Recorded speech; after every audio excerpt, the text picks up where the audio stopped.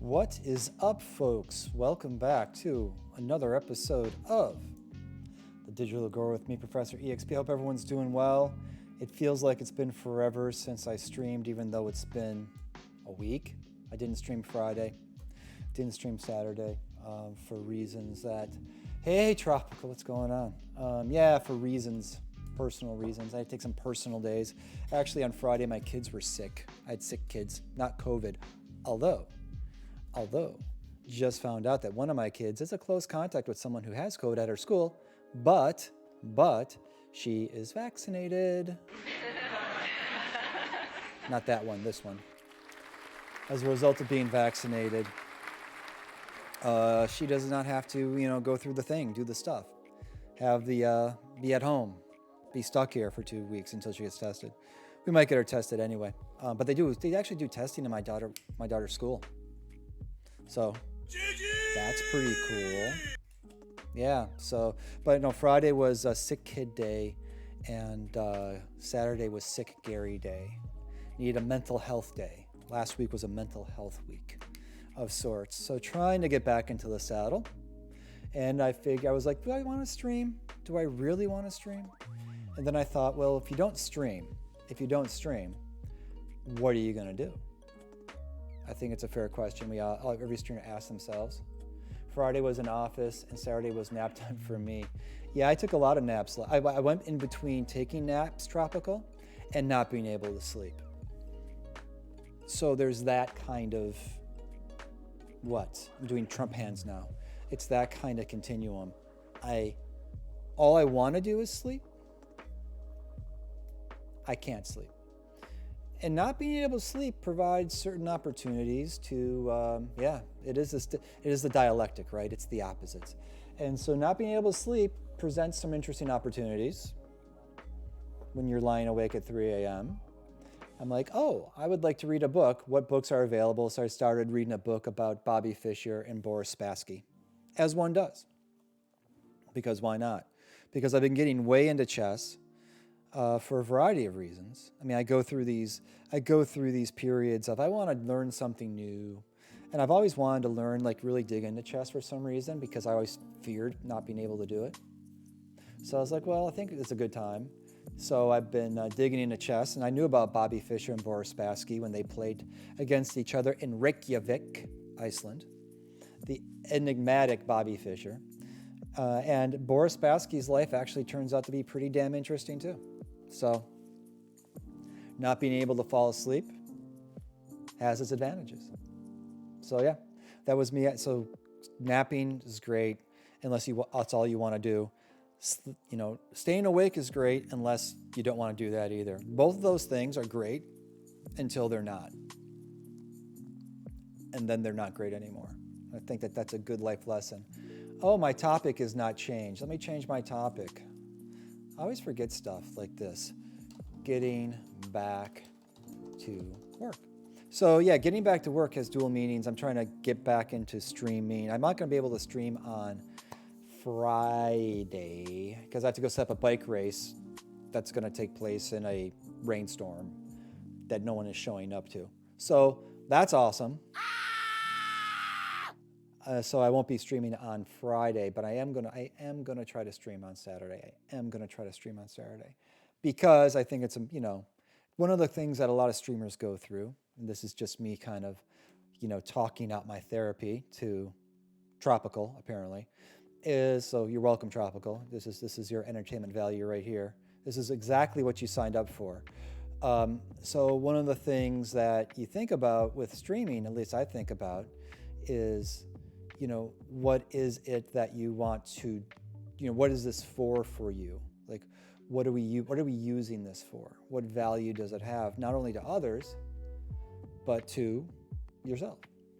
And I've mentioned this before, that one of the books I read early on before I started streaming was a book by a gentleman named Casey Screams Back, who he's part of the Heart Support System, Heart Support Network.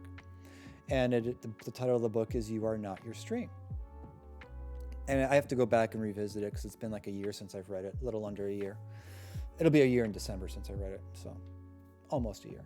And so I need to kind of get back at that and re-engage some of that content, because he makes so many great points about how for people that are streaming, right, it's not your job per se. For some people, it's their job, right? It's like what you do, and they make money at it. For the rest of us, it's like, why are you putting yourself through this? Well, what is this? Well, this is making yourself available for others, right, that you don't know, that you don't see, that you really don't necessarily interact with all that frequently.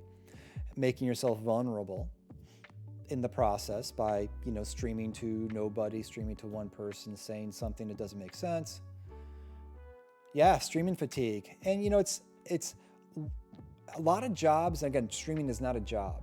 But some people have jobs where if you're having a bad day, week, life, whatever, you can go to work and still be kind of insulated because your job is relatively solitary. And so, going to work might not feel that challenging because, and we are talking about getting back to work, so this actually kind of works in that topic. Getting back to work, going to work is actually keeps your mind occupied, right? Otherwise, you end up ruminating about whatever it is that's on your mind. And if you're a ruminator, as I am, I'm a top tier ruminator. Once I get a thought in my head, I'm like, a Rottweiler holding onto a chew toy. I'm like, I'm not letting go. And unless you give me another treat. And sometimes going to work can be a treat, because it gets you to let go of that thing you're ruminating about. I think. What do I know? But when you're live streaming, right, you don't have to be, but you got to be social to do it well, at least the way I try to do it. And sometimes you just don't have that in you, right? Just like, I don't want to be social, right? I can, and doing something like this, doing any kind of what Arlie Rothschild, I believe it was, or Hochschild, she's a sociologist, she called face work. Face work are occupations in which people who do those jobs have to put up a certain kind of veneer as part of their work. One second.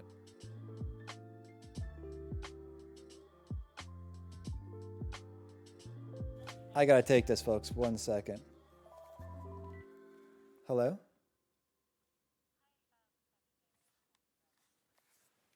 Hey, how you doing? I'm okay.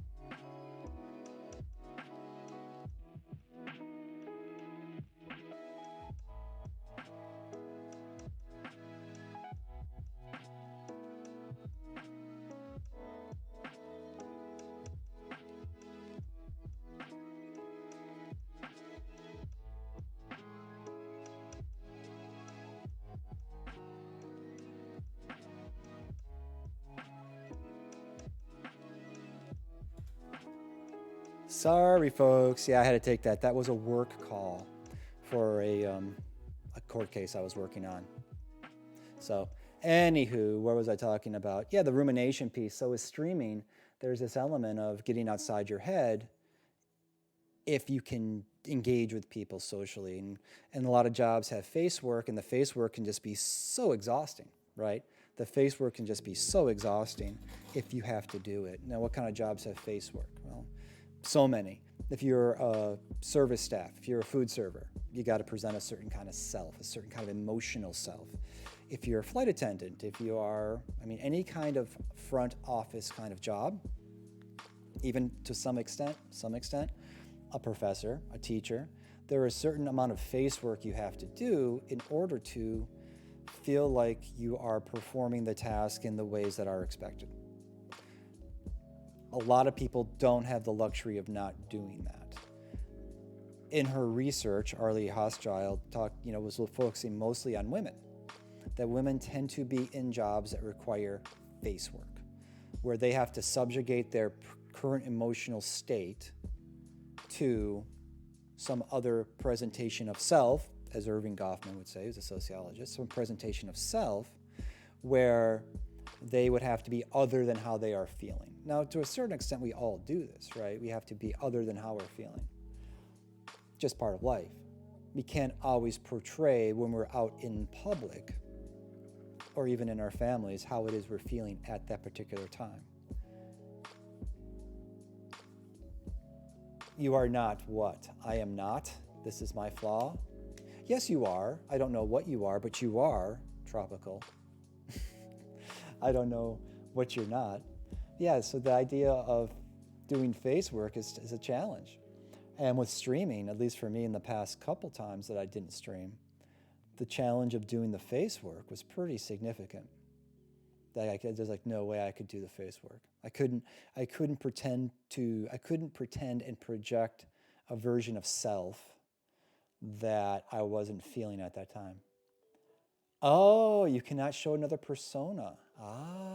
Well, that's both good and challenging, right? That has its benefit. You're authentic. You're very authentic. I can imagine sometimes authenticity can be a challenge in some situations. On the other end of that spectrum are people that you don't know who they are. They're very inauthentic. That's not a judgment. That's just, you can meet people that are really inauthentic. They always hide how they're feeling, who they are, how they're thinking. And so you're never quite sure what is going on.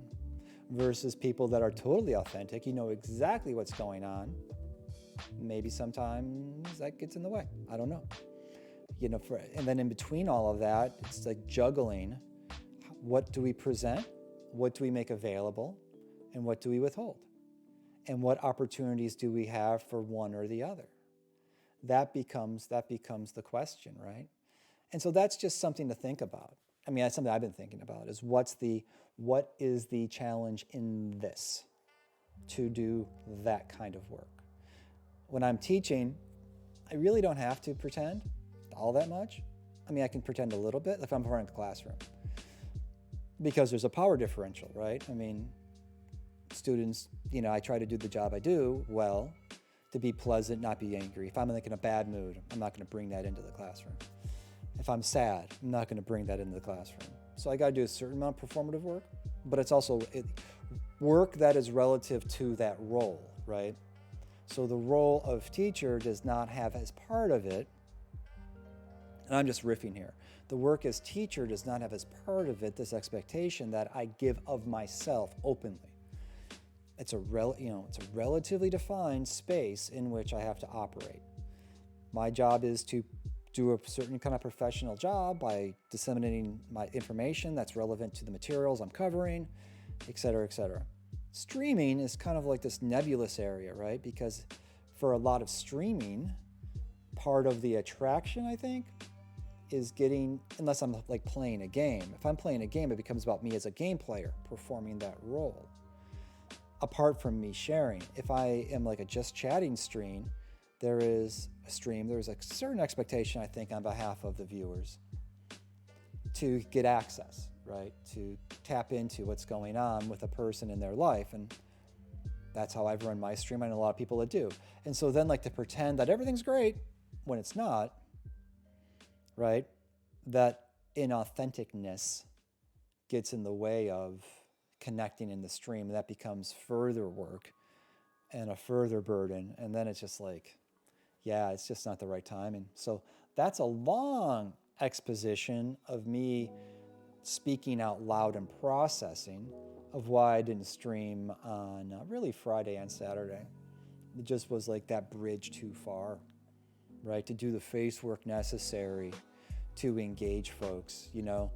And for those people whose jobs it is that they have to, on a regular basis, do that face work, they have to pretend to be pleasant.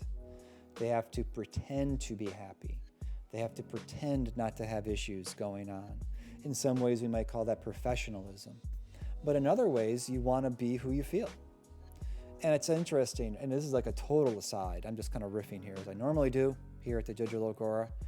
One of the interesting things about this is that people who are quote unquote minorities had to do this all their lives, right?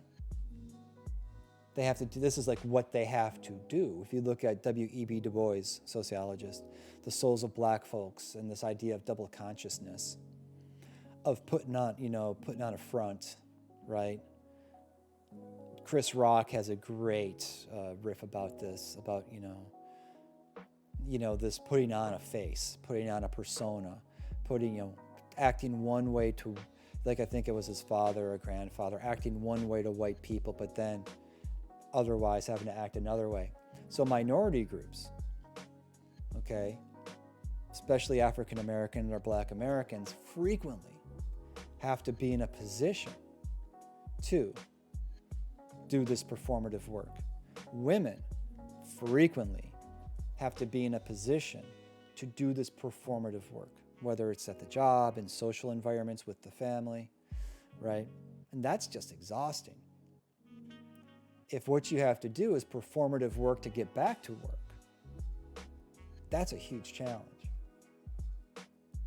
And for those who, some of the articles I wanted to run through, talking about psychological safety at work, being able to bring your authentic self to work, having bosses that understand the struggles you're having and are willing to make accommodations for that,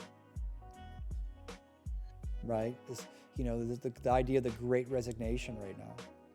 Why are people not going back to work? Why are they hesitant to return to work? All of those things being linked to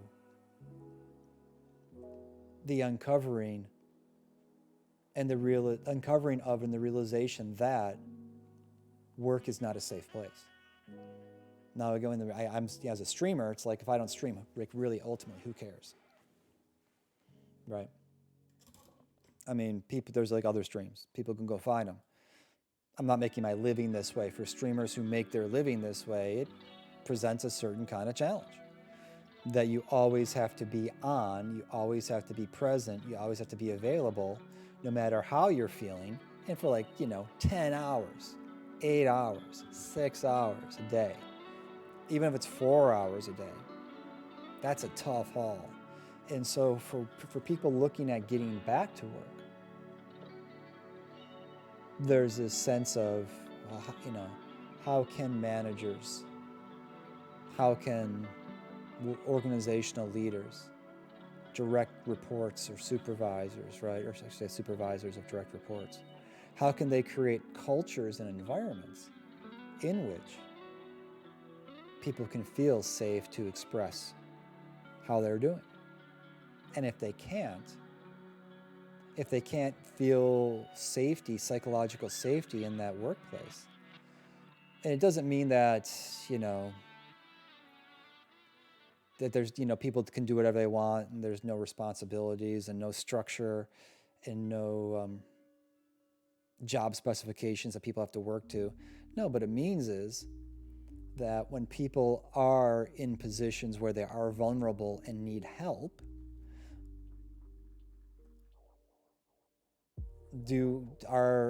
is help provided, whether that be physical safety, psychological safety, financial safety, insecurity, right? Those things exist. I got ostracized for asking for work, so I don't anymore. Yeah, you talked about, and that's such an interesting phenomenon, Tropical, right?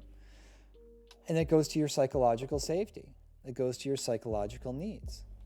Now, in the story you told before, if I can retell it again, not anything that wasn't told on the stream, as I remember it, that you would get work done, you would ask for work, extra work, and people in your work environment got annoyed because apparently they thought that made them look bad, or it reflected poorly on them, or that you were currying favor by asking for their work. I mean, I don't know the reactions. Yeah, or something, who knows, right? We don't know what people's motivations are, sometimes even when they tell us, right? You just wanted to be busy, right? You wanted what you want. So the fact now that you don't feel like you can bring this part of yourself to work in a way that is appreciated, respected, attended to, supported, right?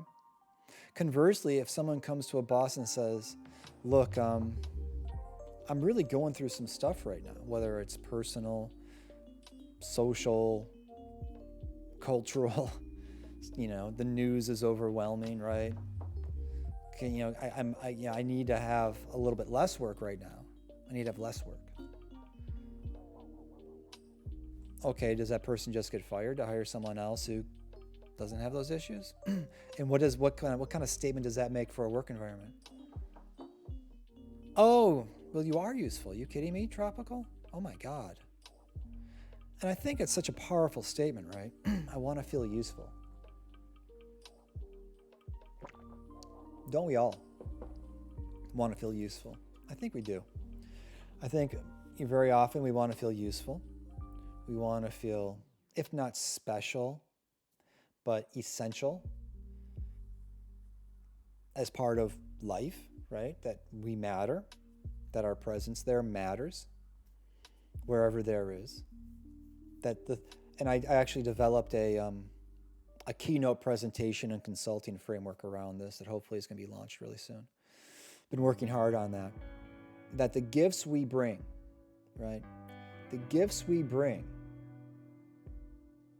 are appreciated and accepted. I mean, a lot of life, I think, comes down to that premise. That for many people, for maybe most people, they're bringing of themselves to wherever they are. And if they're not allowed to give of themselves, in whatever ways they can, then it's like if when you gave a gift and no one wanted to take it. In this keynote framework I created, one of the stories that I am telling to make this point is, Christmas morning, okay? And for those who have kids, or even for those who don't have kids but have given gifts, if I was using the kid example because it speaks to, it's a funny story and it speaks to my experience. That you can, so much goes into planning out, preparing, making lists, going shopping, finding deals, securing the gifts for the kids, wrapping them up, doing, hiding them, wrapping them up, arranging the tree. All of these things, right? All of these things happen. We're bringing gifts, literally, to this moment to hopefully create this special moment, right? Then it all just kind of happens. Wrapping paper's flying, and usually if you have younger kids, you gotta be like, slow down. Let's kind of make this moment last a little bit. So you bring these gifts, they're kind of shredded through really quickly. And then the worst feeling, right? The worst feeling is when the kids are like, that it? That's all you got? Oh, I was really hoping for that other thing. Or you can tell there's disappointment because something wasn't provided that they were expecting. And you're like, wow, I brought these gifts. I brought these gifts and they were not appreciated, they were not accepted, they were not really fully acknowledged. They were just kind of passed over. And I think tropical, the same can be used in your story and in, getting this idea of work, right? So much of our identity and ourselves is wrapped up in what we do for a job. And, one of the first questions people, not all people, but a lot of people often ask is, so what do you do for a living? Identity and status and work are really closely intertwined in society. And so work, and we spend a lot of time at work. Sometimes we spend most of our engagement time at work. We talk to people at work more than we talk to people in our families on a weekly basis. So, work is pretty central and pivotal. And if you don't feel appreciated, accepted for what you're bringing at work, hey, Grom, what's happening? Welcome aboard. That works really well. Almost scared the crap out of me with the Paul McCartney and Wings, High, High, High song. Consciousness is work when at home. Hey, Roscoe Cat, how you doing? Oh, I'm really glad for you, Grom. Congratulations. That's really great. Yeah, that's good. When that happens, right? When you stream and that you get like a good one, you're like, we could talk about like why it was good. What made it good? Like what elements and factors make for a good stream? And Roscoe Cat, like really quick, like when you say consciousness is work when at home, like I'd be curious if you want to share any more about that, because I think that's an intriguing point you're making. What do you think about that? And Grom, I'm happy to hear about like what made today so special in terms of streaming for you, right? And we were also just talking with Tropical about, and anybody else who's watching, lurking's fine here in the Agora. What happens when we feel like we're bringing the gift of what we have to provide, right? We think we have gifts to give. Abilities, skills, interests, knowledge, passions, whatever. Insights, drive, determination, whatever positive traits and qualities you have. These are the gifts you're bringing. And then when you feel like those gifts aren't appreciated, and you feel like they're not enough, and you feel like they're dismissed, that's like the most deflating thing in the world, right? Because not only are they not accepting my gifts that I'm bringing, right? These are gifts that are me. They're not only just not accepting my gifts, they're rejecting me as a person. Oh, that's great, Grom. Yeah, that's really cool. Good numbers, great conversation, active chat, seeing people come back, multiple streams. That's good. That is fantastic. Yeah. It's good when that can happen. And sometimes, like today is relatively chill. I'm in a blah mood. I've been in a blah mood for a while now, kind of dealing with that. So I'm just using streaming to process thoughts, my thoughts right now. And you all just get to watch. Isn't that fun? Right? This is watch what's in my head stream day. Then at work, only thinking about going home. Yeah. Consciousness is work when at home. Then at work, only thinking about going home. Does that mean, Roscoe, that's like always like in between?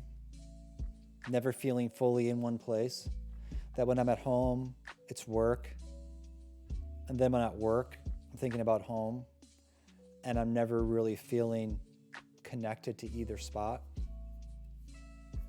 I don't want to put words in your mouth. I'm just trying to, as imperfect as chat is, just trying to ferret out a bit more about what you're saying, because it's worth listening to. Because again, you're bringing this gift of your insight and your experience. And we want to make sure that it's fully appreciated and valued, so that we don't just kind of dismiss it.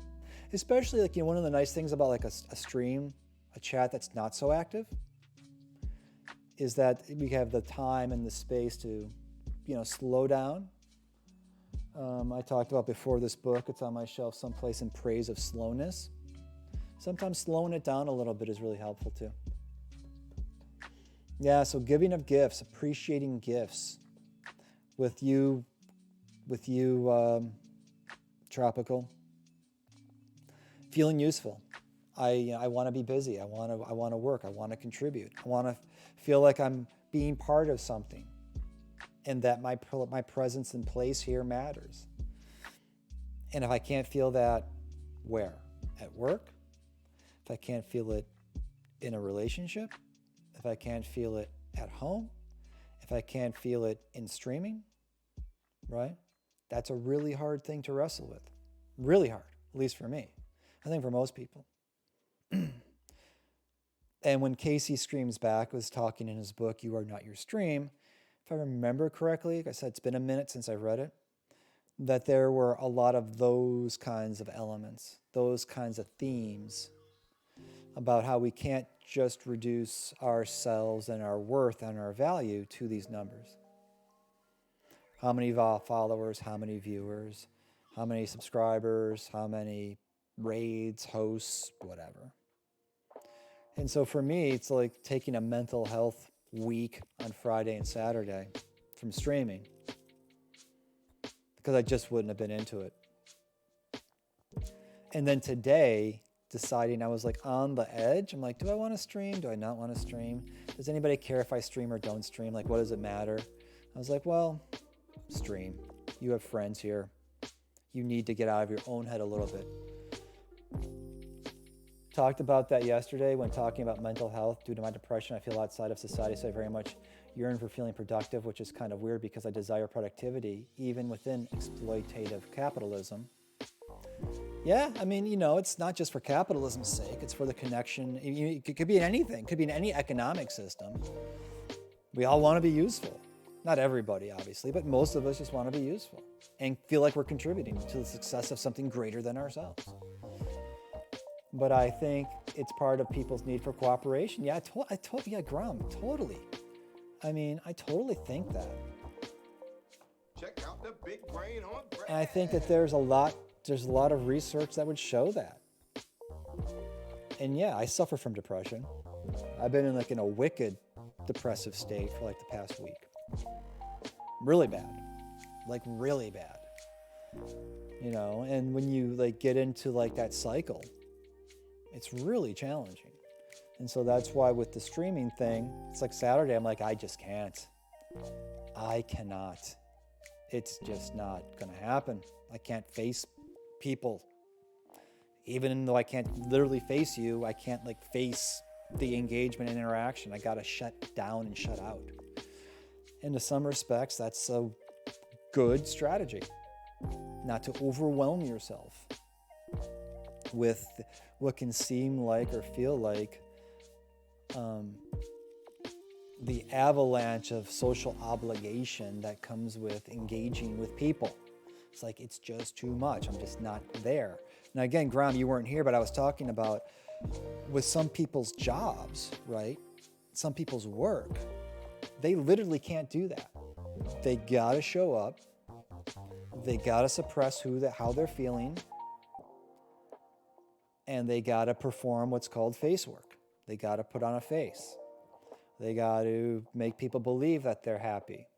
And often it's women who are in this position, in those kinds of jobs. Not exclusively, but in a lot of those jobs.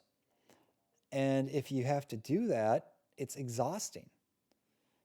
That adds to the psychological trauma, maybe, in some instances, or at least fatigue. Which, if you're feeling depressed, it's fatiguing. I mean, unless you're manic depressive and you're in a manic state, but that's fatiguing for others. But if you're depressed, often what comes with that is a lot of fatigue. And then if you have to go perform on top of that, that's even more fatiguing.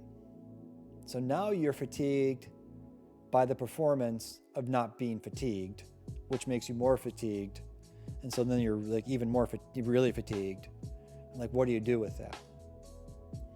That's with a lot of jobs, you have that. And we also talked about, Graham, I don't know if you were here, that people who are quote unquote minorities, especially African Americans, Black Americans, have historically had to do this kind of performative work. And the exhaustion that comes with that. And then as we're seeing now, with like Black Lives Matter and whatnot, people are like, enough. It's enough. We're done pretending. We're pissed. I'm pissed. This is not okay. We're done pretending. We're going to let you know how angry we are about the history, the legacy, the contemporary enactment of our roles and the expectations that are around us and the limitations that have been placed on us. We're pissed. We're done. That's it. That's it. We need better. We need better. And then those who are like, no critical race theory in school, even though there's no critical race theory in K through 12. It's like not wanting to acknowledge that changes need to be made in order to create better psychological safety, physical safety, financial safety, things like that. I don't think. Yes. Do you want me to do a voice? I think I have enough in me to do a voice. I think I can do a voice. So we're going to do, I'm sorry if this is offensive to anybody. I mean, with this statement, I could do any voice, really. It would fit. But I am going to do a Southern voice. That's offensive. I'm just going on demographic patterns on where this stuff is being discussed, because I know there ain't no bills being passed in Massachusetts, where I live, about critical race theory. Just even though we have a Republican governor. Just saying. So, as all of that as my disclaimer, clip it, take it out, post it. That's my disclaimer. I am going to do a Southern accent. But teaching my gosh darn toddler CRT, I don't want that stuff in my nursery school. I want to know right now whether or not in my kids' nursery school they're teaching them CRT. What kind of toys they got up in there?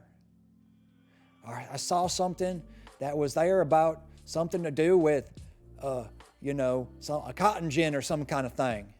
I don't want them talking about race whatsoever. I don't. I'm just white. I don't talk about race at all. My folks, we don't talk about race. No kind of way. Because we're white, we don't worry about that kind of stuff. Now, I don't want you going up there confusing my 3-month-old with your theories about critical race. She ain't got to hear that kind of stuff. All she needs to do is be at home and watch Fox or Newsmax and read 4chan and 8chan channel chats. That's all she needs. Not this other kind of... You shouldn't teach my toddler nothing. I'll teach her. That's what's going to happen here.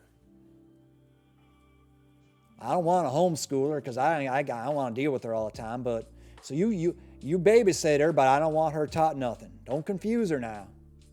That's not appropriate for you. Since when did it become a school's job to teach kids anything? Huh? Answer me that. When I was growing up, we went to school, and you know what we did there? We just played football. And that was it. That's all we had to do was play football. We didn't have to learn nothing. So all this stuff about schools teaching kids facts about the past and the history, I don't understand it.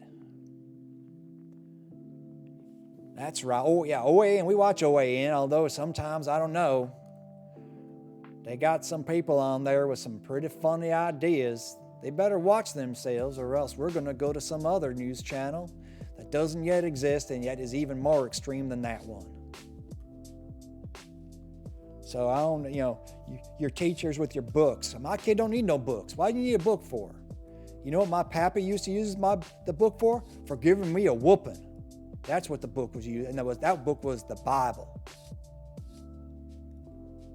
Thank God it was the one you find in the hotel, so it wasn't the big heavy one. Otherwise, I would have got whooped real good. How was that? Is that okay? That was just off the top of my head. My one-man show. Hey, Kieran, how you doing? That might have been offensive. But it's comedy. Yes, Oscar Mathieu, thank you very much. Thank you, thank you, thank you. Yes, I do accents. I was told by somebody who was from the South, they're like, your Southern accent is eerily good. I'm like, well, yeah. I spent far much time thinking about this stuff. So you're welcome. Yes, played football and smoked. For those who weren't on the football team, the rest of us' job was to take care of the football team. So I do recall when there was that one time before the big game that we had to go and spike the opposing team's locker room with laxatives. And it was the damnedest sight you ever did see. I never saw someone run so fast off the field to get to the locker room. About near pooped himself.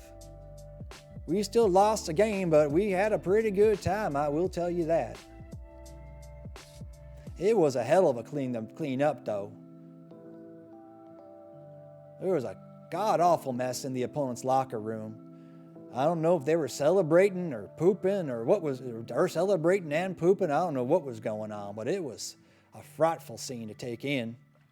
We just burned down that football stadium and just built a new one because we weren't going to buy books anyway.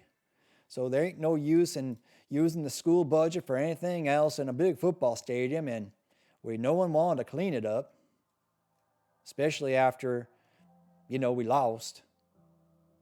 So we just figured we'd burn it down, and, we didn't have any more land to build the football stadium on because that was just a burned pile heap of rubble.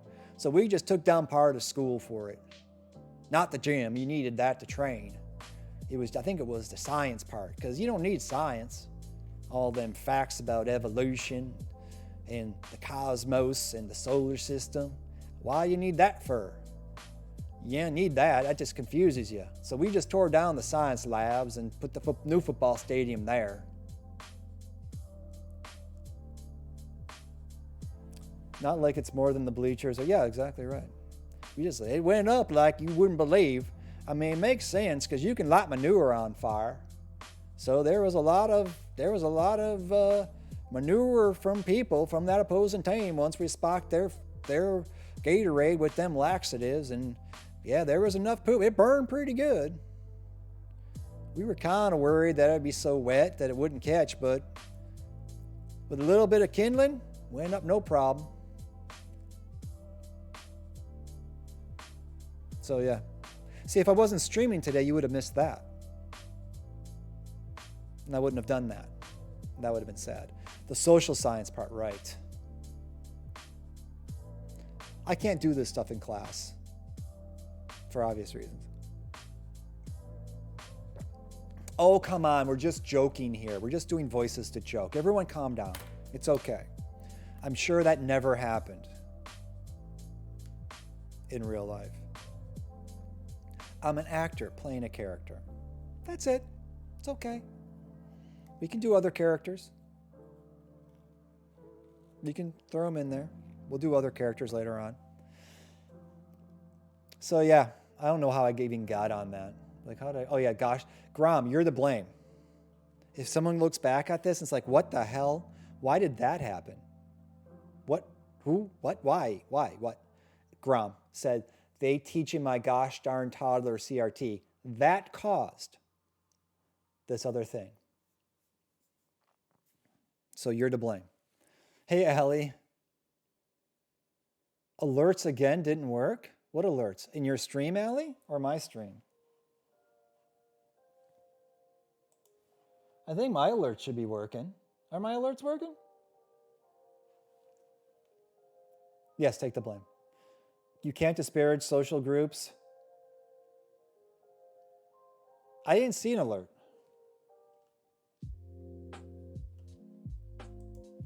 I'm going to test out something.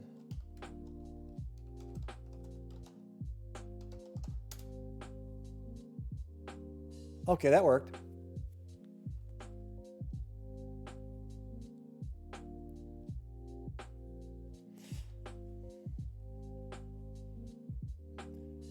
Yeah, I can't disparage people in the classroom. I know.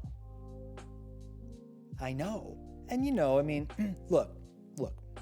Honestly, on that point, Karen, there is a subtle line, and I do tread this line in class even more so than here, clearly. There is a subtle line between using humor as a device to make a point that's memorable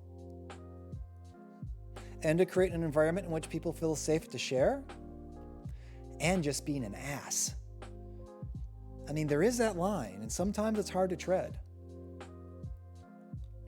Twitch has been up to 45 minutes late and alerting me sometimes. No, really?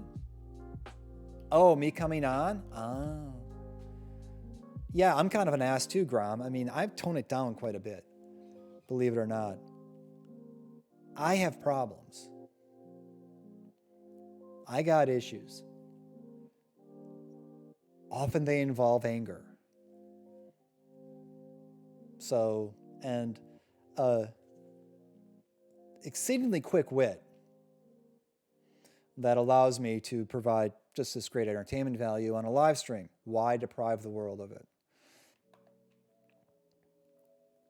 Oh, you're drinking coffee and posting voting messages for 2 hours? Oh, hope your coffee's good. I've been hammering coffee. I've basically stopped eating food, so I figured might as well live on coffee. That works. I'm just looking at chat. Yeah. Yeah, so comedy, humor, teaching, education.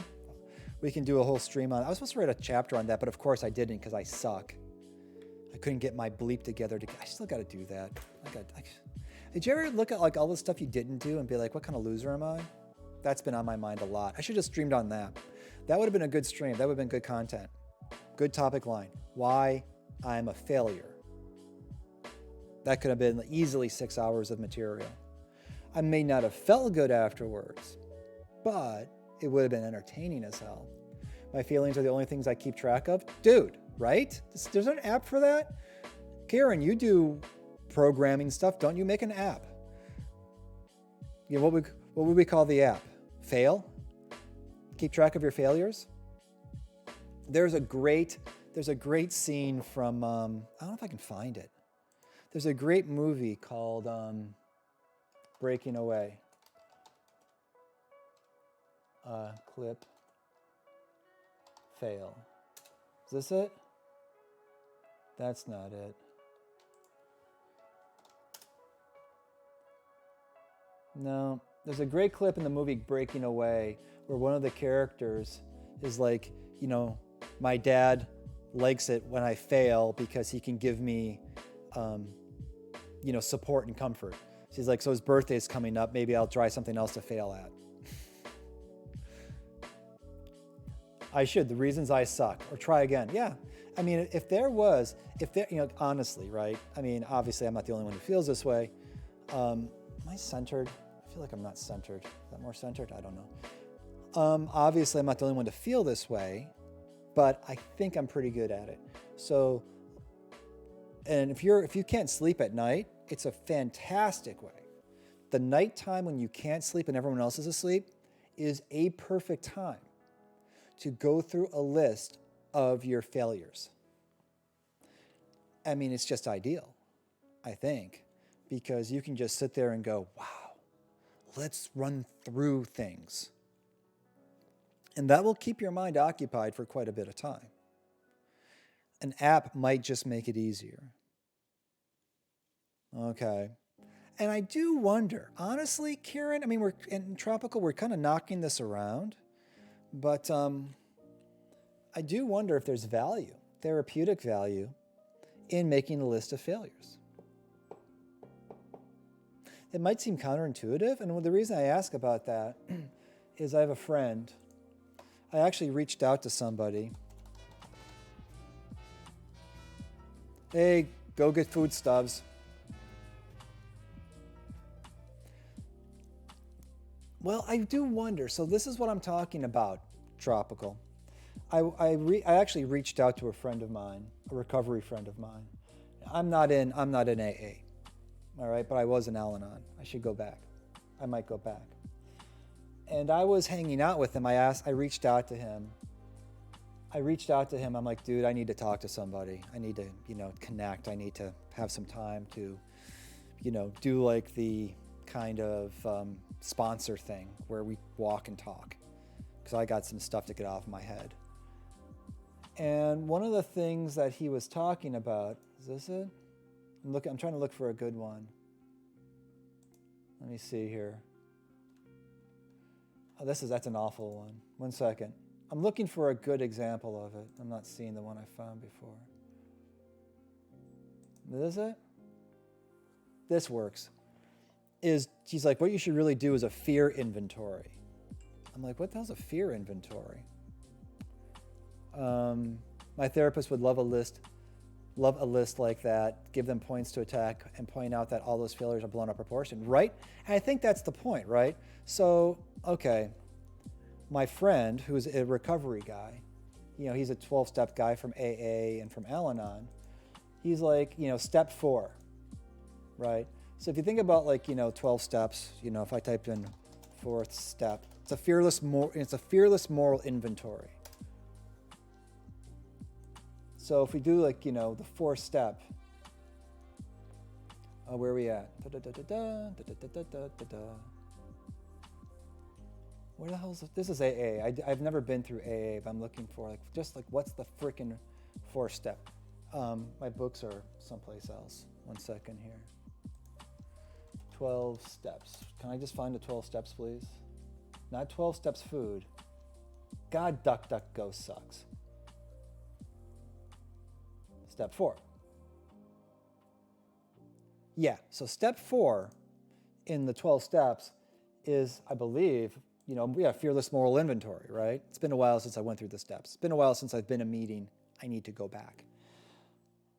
Step 4 is a proactive form of introspection. The addict digs to his or her core being, and as they dig, they free themselves from the waste that they collected within, obscuring up their judgment.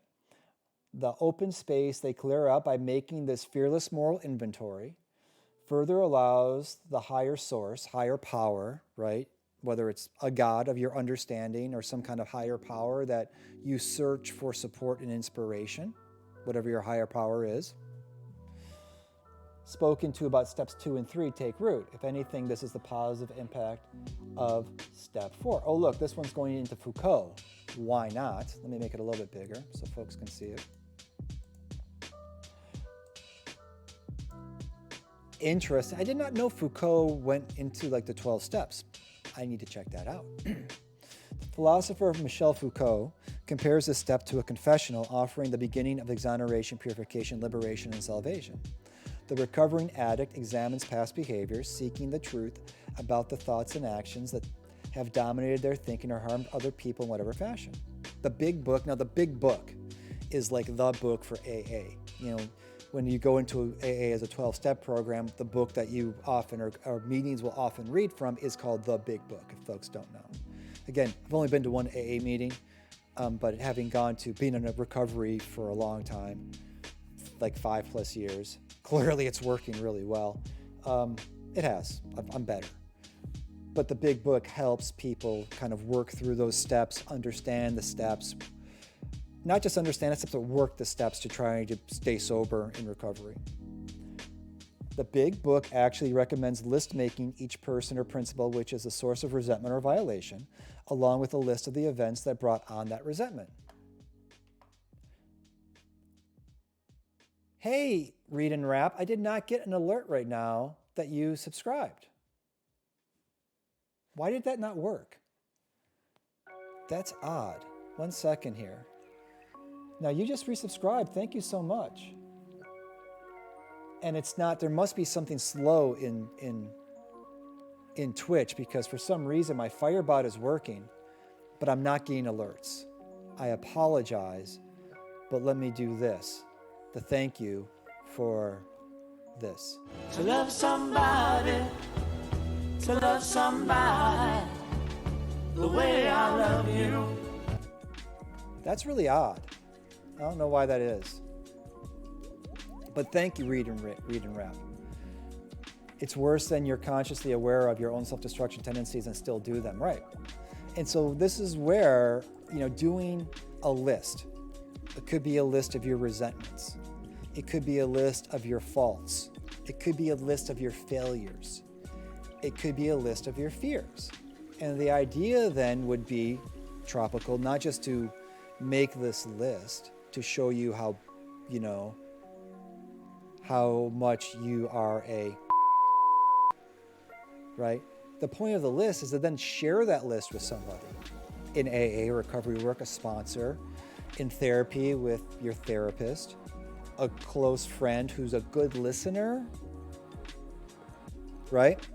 Somebody you can trust. Someone you feel can listen to you. And to go through that list. And to do this fearless moral inventory. And I do think, let me do this really quick, because DuckDuckGo is just kicking my ass right now.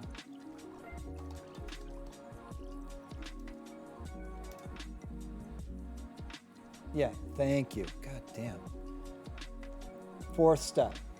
The purpose of step 4, made a searching and fearless moral inventory of ourselves, is to begin to determine the root cause of one's drinking, identify any weaknesses that may have contributed to alcoholism, and understand personal strengths that can help support the person with their self-discovery and recovery in a 12-step program. Now, we're not talking about stopping drinking, but don't think for a second that negative thinking and self-abuse, just how we think about ourselves, is not an addiction. Because it most certainly is. I am not a therapist. I am married to a therapist. I am not a therapist. However, I have, read enough stuff and I've been around, been around to know that we can become addicted, at least I know I can. We can become addicted to our own self-flagellation, our punishing ourselves. It becomes our jam, our skill, our superpower. It becomes the thing that we can be most committed to, is telling ourselves how much we are not good, or how much we fear, or how much we're worthless, or how much, people are not appreciated, whatever, right? That behavior can become addicting in the sense that it makes us feel, what? I don't know. I mean, addicting, not in the way of like alcohol addiction, like physical addiction, but definitely mental addiction. When I was talking to my friend yesterday, who is in both AA and Al-Anon, he was talking about, and I might be paraphrasing here, but AA is about often physical addiction. And that physical addiction is rooted in your alcoholism. And the alcoholism could be triggered by other stuff. But the first thing you got to do in AA is you got to get that drinking under control. And the way you stay sober, again, I feel bad saying this stuff because I'm not a sponsor. I haven't been through the steps. I'm not a therapist, so I apologize if this is wrong.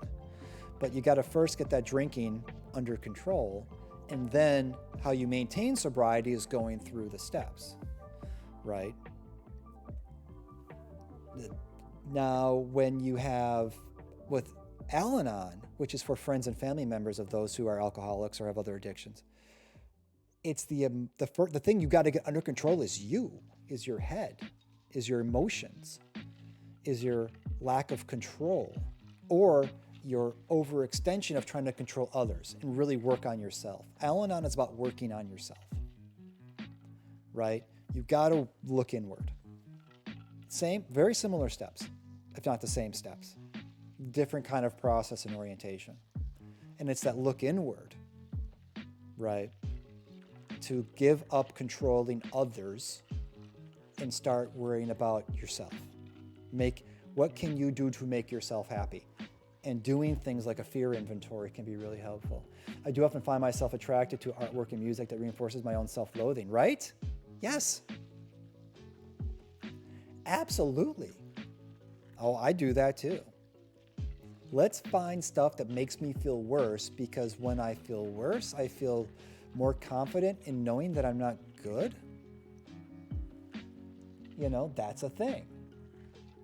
And so when we look at, when we talk about a moral inventory, right? We're talking about a moral inventory here. What can be involved in that?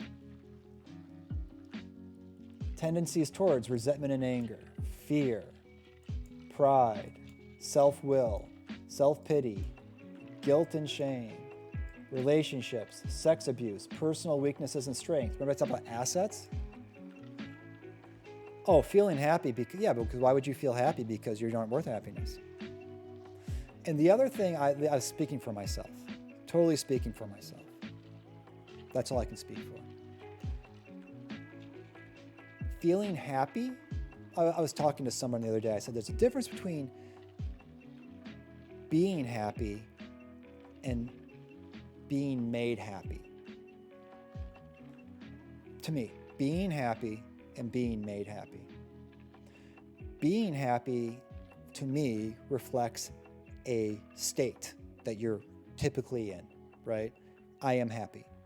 I am, I experience the world from a primary place of happiness, adjustment, contentment, yeah? Doesn't mean everything's always happy, but you operate from that principle standpoint of contentment, acceptance, tolerance, whatever. Being made happy, right, reflects to me that the principal place you operate from is not happiness, but unhappiness. That your constant state, one's constant state is unhappy. And you can be made happy situationally by some kind of events that take place. You had a nice time, someone tells a joke, you get good news. I finished Red Dead Redemption 2. Beautiful game, by the way. Oh my God, almost tears. Not that I needed that, but amazing game. I mean, amazing. But you do something and you're happy, right? There's an event that made you happy, but you're not happy. You know what I mean? And so, for me at least, becoming too happy, if you're in this state of being unhappy, and then you start to become happy, the happier you're made, there's that greater potential for what? A huge crash back down. Right? So if you're in, at least speaking totally for me, I should change pronouns. If I am in a situation where I am feeling happy, I find there to be tremendous risk in that. Tremendous risk. And so the thing I then want to guard against as almost self-preservation is not being too happy. And seeking out things that attenuate or lower any feelings of happiness. Like, I can't enjoy anything as a rule. I have a really hard time enjoying things because I'm always afraid of getting that back down. Me. I don't know if anybody else is like this. And so, kind of getting at that stuff, right? Why do I, or why does one become so committed to abusing ourselves? That's a hell of a question. Right? I must be getting something out of it if I keep doing it. I must be, speaking for me, I must be getting something out of this if all I do is keep doing it. What am I getting out of this? How is this helping me? How is this furthering whatever agenda I'm trying to accomplish? Right? What work is this doing in my life? That's a question I need to ask me. And you have the same thought process reading rap? Yeah, it sucks, doesn't it? It's really hard. And again, I just want to reiterate, I am not in any way, shape, or form a therapist. I may not be giving good advice here. I have no idea. And I apologize if this is triggering for anybody. And if it is, we can stop and talk about something else. But, that's where when we're talking about this moral inventory and recovery work, right? It's a quest to discover underlying secrets that have kept the person bound in shame, regret, resentment, etc., therefore increasing the chance of the user staying in a vicious cycle of drinking, using drugs to cope. It is essential that there shouldn't be a comma there, by the way, it should be a period, or maybe even a semicolon, but that's okay. It is essential that the user be willing to expose all secrets that they may have been holding onto through this step. Yeah, I mean, again, with AA or NA, Narcotics Anonymous, or Gamblers Anonymous, or whatever it is, right? It's always about the behavior, like these resentments, these issues are meant to further your addiction. That's why, like in the 12 steps, the first 3 are about, helplessness and turning yourself over to a higher power. The 4th step, I got to stop this behavior. I need help. I can't control it. I need help right now to stop. Boom. When you get into the 4th step, then it's like, let's start looking at the issues. And, this fearless moral inventory is part of that process.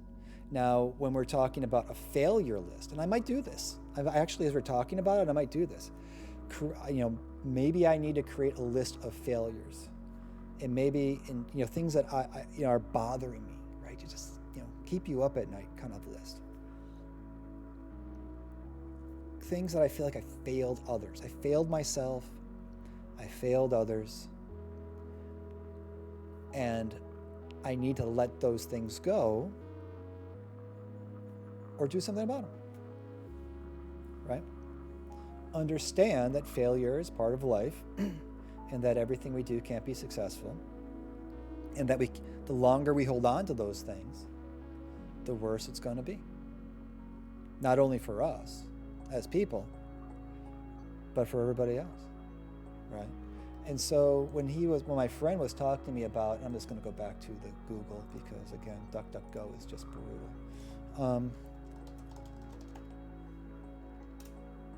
Let me see if I can pull this up. Is this it? Yes, this is what I was looking for. He was recommending to me that I do this kind of, it's getting some water, this kind of 4-step inventory, not because I'm an alcoholic, I'm not, but because I'm addicted to other kinds of behaviors that are not helpful to me as a person.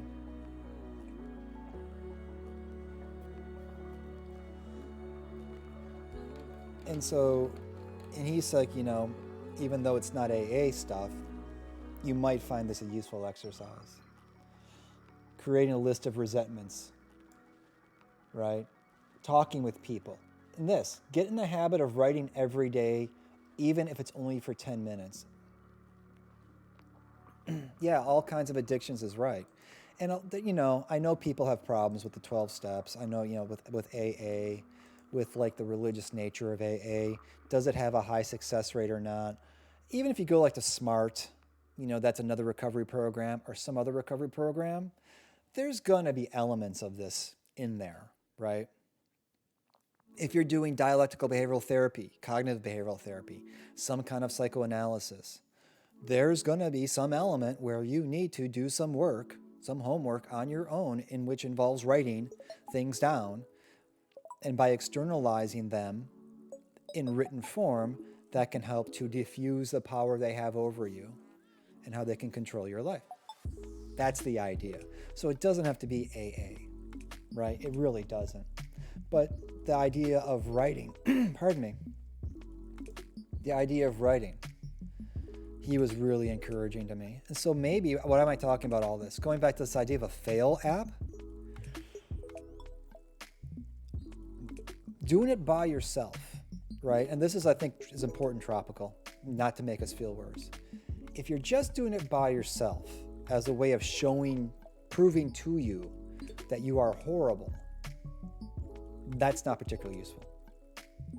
If you're doing it and then sharing it with others, right? And that's the part of the 12 steps, is that you have a sponsor or you have somebody you can go to that you can share that with, like, give it to somebody else and be honest. Brutally honest with yourself. And then using that to limit the impact it has on you. So, this is like a kind of thing that they have, and I've never done this. I haven't done it yet.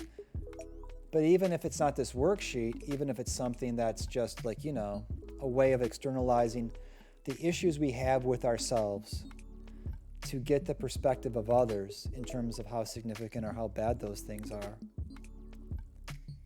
And then find out, guess what? That other people have the same feelings. It's not just us.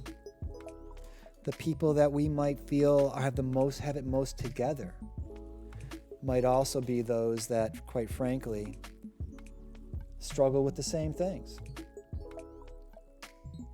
One of the things that I've found been most fascinated about by Twitch during the pandemic and just in general is how Twitch can be useful as a resource for those struggling with mental health issues. I mean, one of the groups that I first discovered is a group called Heart Support. And they've been on this stream before, Dano has dropped in, where it's a safe space in which people can share and talk about challenges that they're having. And Heart Support's an organization, right? Eric Griffin, who's a comedian, plays Call of Duty. He, and his podcast, he talks about mental health work through different groups and online resources. I think it's useful. What do I know? I think it's useful to hear others talk about the struggles they're having in and around these topics so that we can share experiences, share ideas, we can commiserate. Yeah, definitely give them a follow, Read and Rap. I mean, I think Heart Support does invaluable stuff. That worked. That worked. Why did that work? But Read and Rap didn't work. Even when they aren't live, their support wall is a good place. Yes, thank you. So let me look it up. I know, Heart Support. So this is Heart Support, right? I have not taken part of their resources. So I'm just speaking from being an observer on Twitch. But this is a great group, right? Where they help people with mental health. And there is a wall. Where's the wall? What's the wall? Wall. Is this the wall? There's a wall. This is the wall. We found the wall. So you can go on to the Heart Support wall, give your feedback, give your thoughts, share, get it out there, and, maybe feel better. Maybe if not feel better, at least find acknowledgement from others of what you're going through. And I'm not going to go through the wall. It's not for me to do. It's their thing. I'm not going to talk about what's on their wall. But that's just a good resource, right, for folks to share out that Kieran was just mentioning. Yeah, I think so. Read and Rap. I think it's a tremendous resource. I think another one. So here's another mental health resource since we're just kind of on this kick. I have Wendy Ingram on my podcast. And I've talked about this on stream before. This is especially good for academics, okay? Where we have Dragonfly Mental Health. Dragonfly Mental Health is an organization that helps to provide mental health support and resources for those who are primarily in academic work, academic environments, all right? Higher education. And, quite frankly, being an academic ain't all that great sometimes. You talk about failure. I mean, if you follow academic Twitter, oh, and by the way, I should say that I have a new Twitter account. I have The Professor EXP. Let me go to this really quick. If folks want to engage with me on Twitter, because why wouldn't you? I mean, clearly this is the good stuff.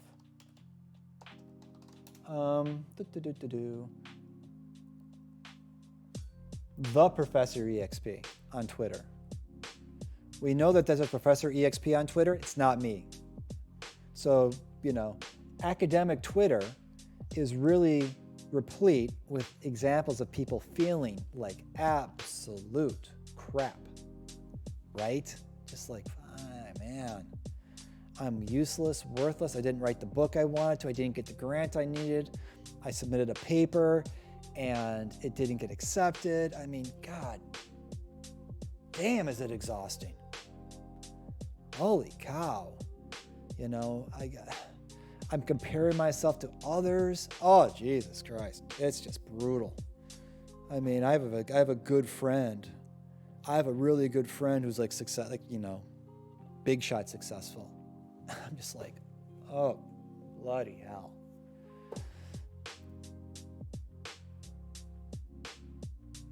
Wait, what you mean new Twitter? Same as the one I had. Yeah, I have a consulting Twitter too, which I never really ever use. I have like 3 Twitters because I can't figure my bleep out. That's a whole other thing.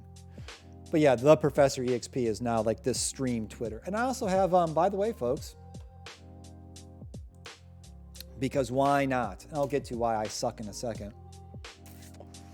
Let me see, where's my channel? Your channel. So we got this too cooking. The Professor EXP YouTube, where I'm putting clips. If you make a clip, it might end up here. You know, some of the like fun things we talked about, like this was from 6 days ago. I am a wilted sunflower. That's a great clip. That's magic.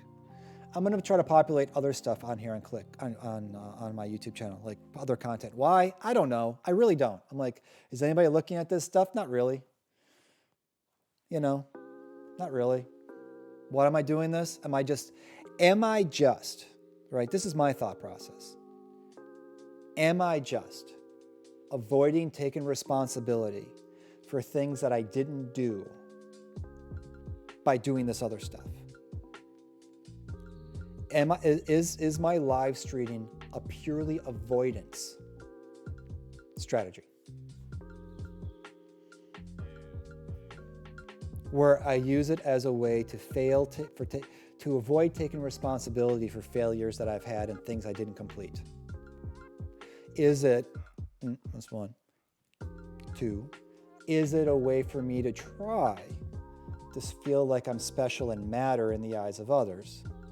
When, newsflash, if you don't feel like you're special and matter in your own eyes, it doesn't matter what anybody else thinks of you. You're never going to believe them. 2. Am I using this to actually accomplish something that's a higher mission, like spreading education? Am I doing it to find connection in my life that I otherwise have none of? I mean, you know, when people talk about like why you live streaming and they're like, I want to make money, that's usually not it. And so in Casey's book, Casey Screams Back's book, You're Not Your Stream, there is all kinds of stuff to explore about the psychological makeup of the live streamer, right? So like, what am I, you know, like, am I doing the content creation stuff as like a way of avoiding the other stuff, like academic publication, or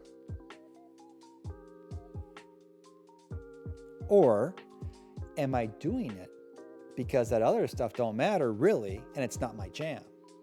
I'm better at this. Here, I don't know, you tell me if you do this.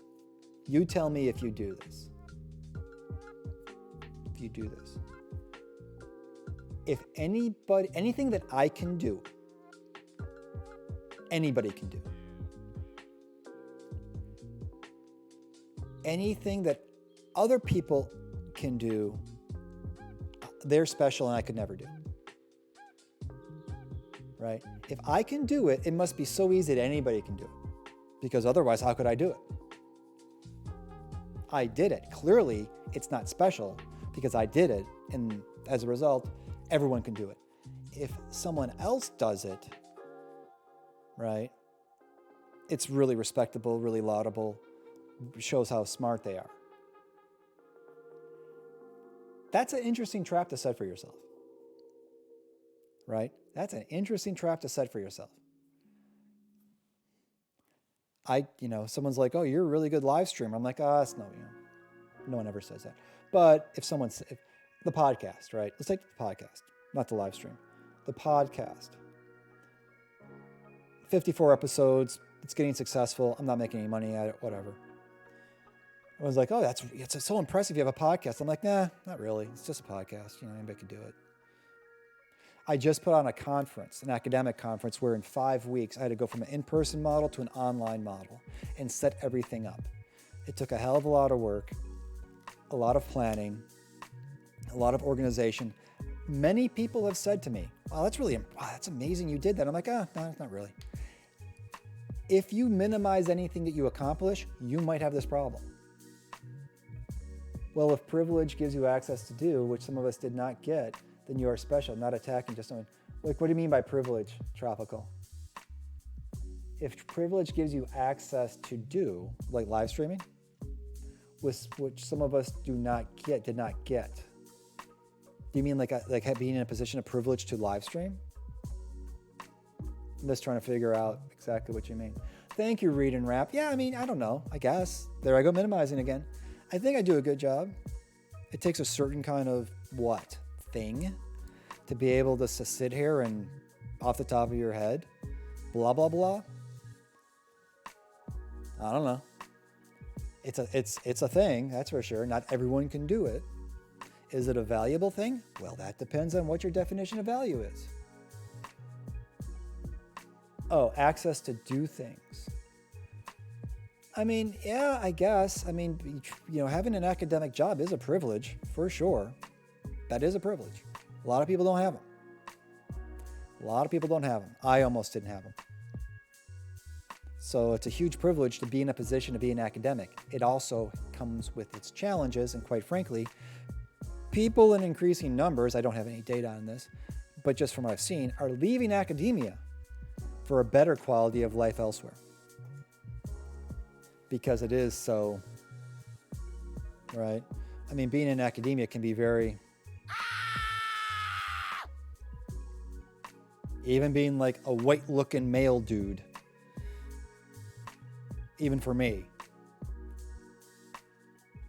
it can be really, really bad. Really bad. It's like you're never off. You always got to do something else. Access to technology is a privilege, for sure. I've benefited from, yep. But some of the best programmers I know didn't have access to a computer until much later in life. Yeah, I'm very privileged. Don't get me wrong. I'm totally privileged.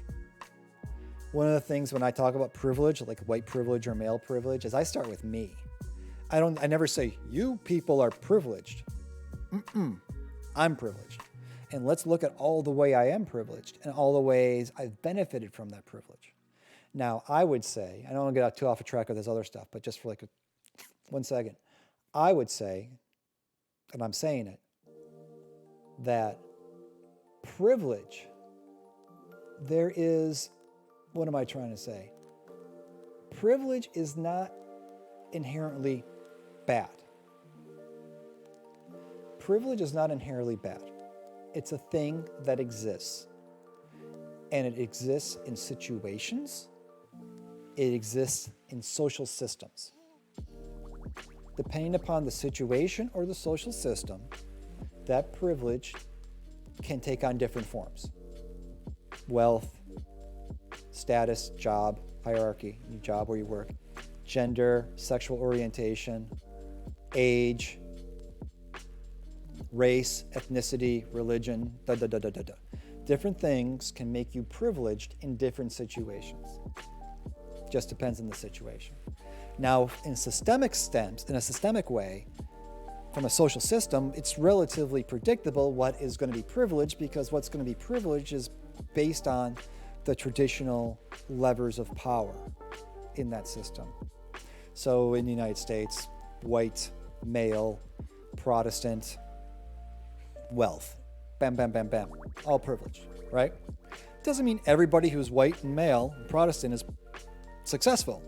It does mean you have fewer obstacles. Not no obstacles, fewer obstacles than those who are not privileged. Fair. That's a non-judgmental statement. I'm not casting any aspersions or making any accusations or leveling any judgments of worth or value. Just fact, right? Once you realize you have privilege, What do you do with that? That's the question. Do you work to lessen your own privilege to make it more equitable for others who don't have that same access to privilege? Do you decide that this is really bad? I feel horrible about it. I am not going to do anything about it, though. Right. I feel bad. This is horrible. It sucks. Whatever. But it's beyond my power. It's beyond my ability. I'm too busy. Maybe I'll do some stuff like give to causes or votes or whatever to deal with that. But I'm not really going to do anything to remove it. Right. But I don't like it. Now, one can question whether or not you really don't like it because you're still benefiting from it. And even if you do some small stuff to disrupt it, are you dismantling it? That's a larger conversation.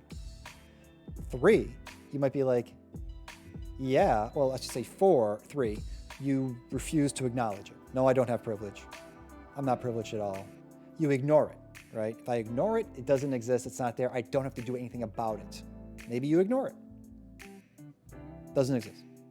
I would say 4, I know it's there, I know I benefit from it, and I want to keep it.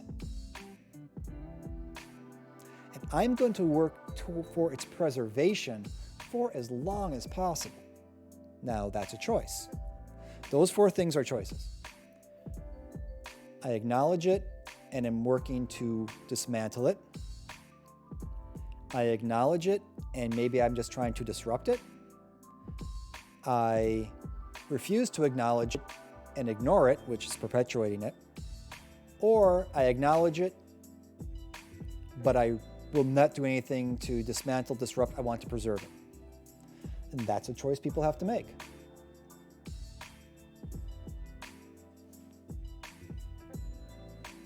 And what choice you make is purely up to you.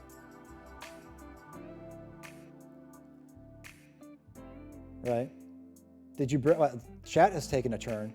Did you bring enough to share with the class argument for teachers? I always bring enough cocaine for the entire class. That's nice. That's nice.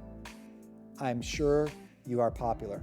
So I think in talking about privilege in that way, and the example I give is in a 400-meter track, if you're running the 400, why is the person on the outside lining up so far in front of everybody else? I mean, the starting line's back here. Well, because they have a further distance to run around. Oh, so being on the inside, there's a certain privilege. I mean, actually, being in the 4th lane is the best privilege because of the gradual way of the turn. Right? I mean, so, it's like that we can find all sorts of ways in which people who have privilege, others are given opportunity to make up for their lack of privilege in their lives. That's why we have programs called affirmative action. Now, one could question, are they still necessary? That's a question. Nothing wrong with asking questions. Do we still need affirmative action? Slavery's been over for a really long time. Everyone's equal. While Obama was president, there's no racism. One could question it, and that's a discussion to have. Nothing wrong with it. But, the question also is, if it still does exist, if discrimination. I was watching the film last night, Milk, with Sean Penn about Harvey Milk and about Proposition 6 in California and anti-gay rights and anti-gay legislation. And, it was, we can find any number of groups that deal with this privilege or lack of privilege. We should create a bill of privilege. Hey, Root Guy, what's going on? Root Guy, a bill of privilege. What do you mean by a bill of privilege? That people named Bill have privilege? Maybe historically. I mean, we look at the number of presidents who have had the name William. Bill Clinton. There's one. I mean, I don't know. How many, let me see here, presidents. Let's take a look. John, a lot of Johns and James. James, John. Bill, William Henry Harrison. John, James.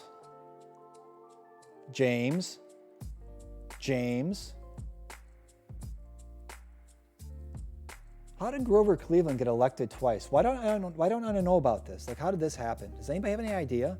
Like, how that happened? I have no idea what he did. Bill, William Howard Taft, William McKinley. There's 3 Bills. Right? Any others? Bill Clinton, he was elected twice. So there is a bill. Bills have privilege, clearly. Oh, you mean like a Bill of Rights, right. Gotcha. I was going in a different direction entirely. Yeah? Create a Bill of Privilege. Well, I think, when we're looking at systemic factors, and we're like, why do we care about this? Okay, let me get back on track, not that we weren't off track. Why does it matter? Why would an organization care about having, let's just take an organization. Let's leave it from a system, like a social system, because that's big.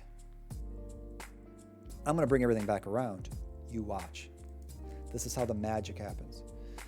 If you have an organization in which some people have privilege, it might be occupations. You might be people who are the finance people, the accounting people, the marketing people have more privilege than the user experience people. The engineers have greater privilege than the salespeople. I mean, I don't know, right? You might be like the PhD, exactly, the PhD people. The professors are complete pains in the asses, but they all have not just the PhD people, but the faculty have privilege. Often they don't. Not all do. Trust me when I say not all faculty have the same level of privilege. Trust me on that one. Because gender, race, age, grants, all that kind of crap factors in, right? So anyway, I get your point. So you have privilege. Do you maintain that privilege? Do you create a rationalization around that privilege? Or do you do something to mitigate that feeling of privilege, the favorable treatment of some versus others? Why? And this gets us back. Because when people feel like they're disadvantaged, the opposite of privilege might be disadvantage, advantage, disadvantage, privilege, unprivileged, underprivileged, right? Underprivileged, you have less privilege. Privilege, having more privilege, underprivileged. When you feel underprivileged, you're probably underappreciated, undervalued, marginalized, underestimated, and don't feel as included. And when you don't feel as included, when you don't feel as part of it, you're less likely to feel like you're in a position to contribute authentically of yourself in ways that not only benefit the organization, but also benefit you. So yeah, I mean, this idea of privilege, bringing of gifts, getting back to work, it all has this kind of there is a nexus here. There is an interconnection here, I think. You can tell me if I'm wrong. I'm just looking to see if anybody's telling me I'm wrong. You're wrong. I go on this whole long soliloquy. People are like, yeah, I don't think. Computer says no. No. Computer says no. But I do think there's something to that. And I do think it's very easy. Now, here we go back to another point. It's very easy to start to buy in to the status that people have placed on you and to believe that's who you are.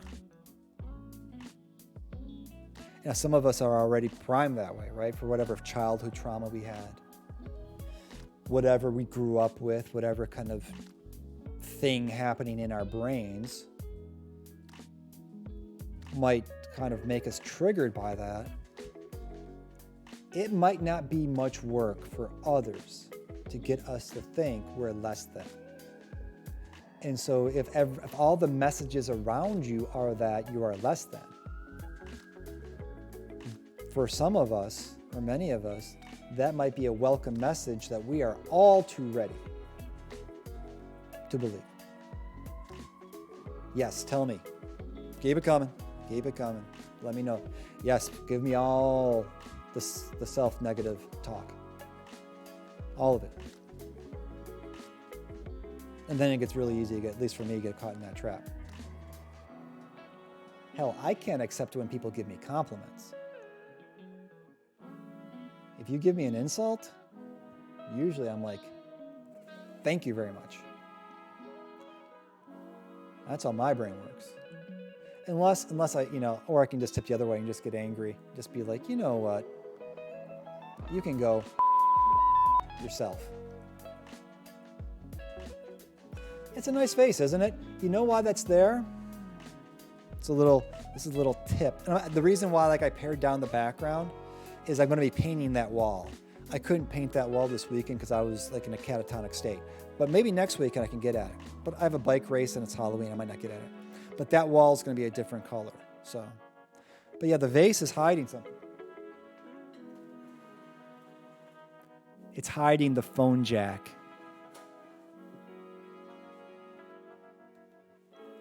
So it's a very functional vase.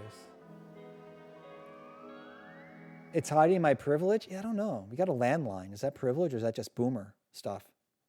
I literally have a landline. I pay for a landline. We have 5 cell phones in the house. Now you tell me if this is privilege or just stupidity. We have 5 cell phones in the house. 5. And I'm paying for a dumb landline, which no one ever uses. I did just get a call today. No one ever uses. And we just get crap calls on it. But I'm paying for it. Right? What am I doing, Root? Is that my privilege or just my boomerness? Most home landlines are unused these days. Exactly. Why do I have it? What is wrong with me? Is it my sense of nostalgia? Is it my sense of, I don't know, inability to come to terms with the future? Is it my, I need a security blanket that what happens? I mean, to be fair, I don't get great cell reception at my house, but I can find spots where it's not bad. I love my landline, but yes, almost not used. They are charging 4 times what they used to be. I don't trust cell phones for emergencies. Right, Tropical? So it's like my home security system. I pay for, never use. Just in case.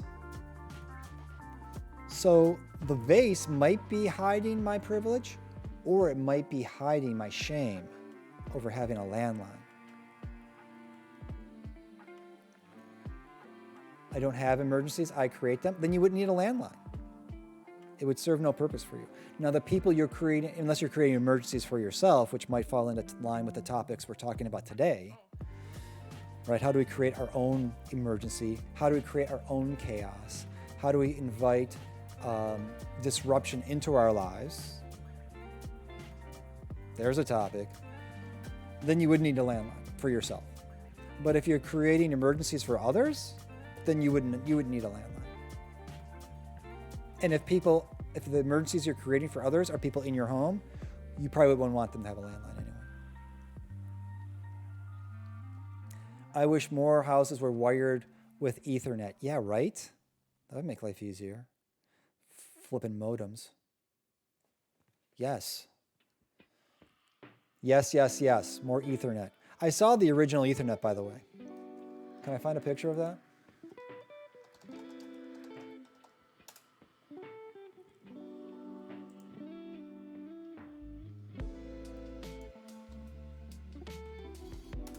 Was it?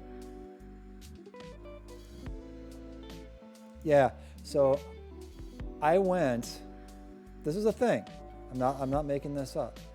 I had the opportunity to go to Xerox PARC.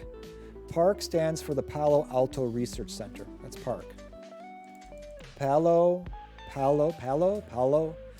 Alto in California, south of San Francisco. Research Center, the Xerox PARC. The idea was influenced by Bob Metcalfe's PhD thesis and documented in his landmark memo. And so I was at PARC to deliver a talk. Because I had friends who worked at Park at one time. I had a bunch of friends who worked at Park as sociologists. And so I was there giving a talk, and I almost like was teasing the idea of going to work there. Yeah, I remember BitNet. I was teasing the idea of possibly working at Park. I mean, it was all very preliminary. And it never came to even getting a job offer, so I don't want to misrepresent it. But my friend said, oh, you want to see where the original Ethernet was? I'm like, yeah. So he walked me into a room and he showed me like where they have it, like in this box. Like in, he's like, there, that was it. I'm like, oh, shit. That's pretty cool. So that was kind of special. The original Ethernet. Yeah, and BitNet. The old stuff, kind of cool. So yes, Ethernet in every house. That's it. That was it. That's what he showed me. This is what he showed me. Behind an this is like really true. Behind an ordinary door in a nondescript room hosting several printers and copiers, yes, that's true. At Park is the world's first Ethernet cable. Look but don't touch. I was in that room. It was a copy room. It was nothing but a copy room. It was a complete, I know, a photocopy room at Xerox Park. I get it. And then he opened the door. He's like, yeah, there it is. I'm like, that's it? And he's like, yeah, that's it. I'm like, oh. But it was kind of cool. That's just kind of like, oh, so all of us with the Ethernet plug-in cable thing, that's the first one. And it's like just in a printing room. Isn't it kind of cool? I thought that was really cool. Proposing a local system of interacting workstation files and printers. The devices would all be linked by one coaxial cable, he said, and would run within a local area network, or LAN. He called the system an Ether network, or Ethernet. By 1976, there were over 100 devices linked into Metcalfe's local network, and it was even used to test out the world's first laser printer, which was being developed concurrently in another research facility within Xerox. Metcalfe and his assistant David Boggs published their findings in the ACM, Association for Computing Machinery, later that year. The rest is history.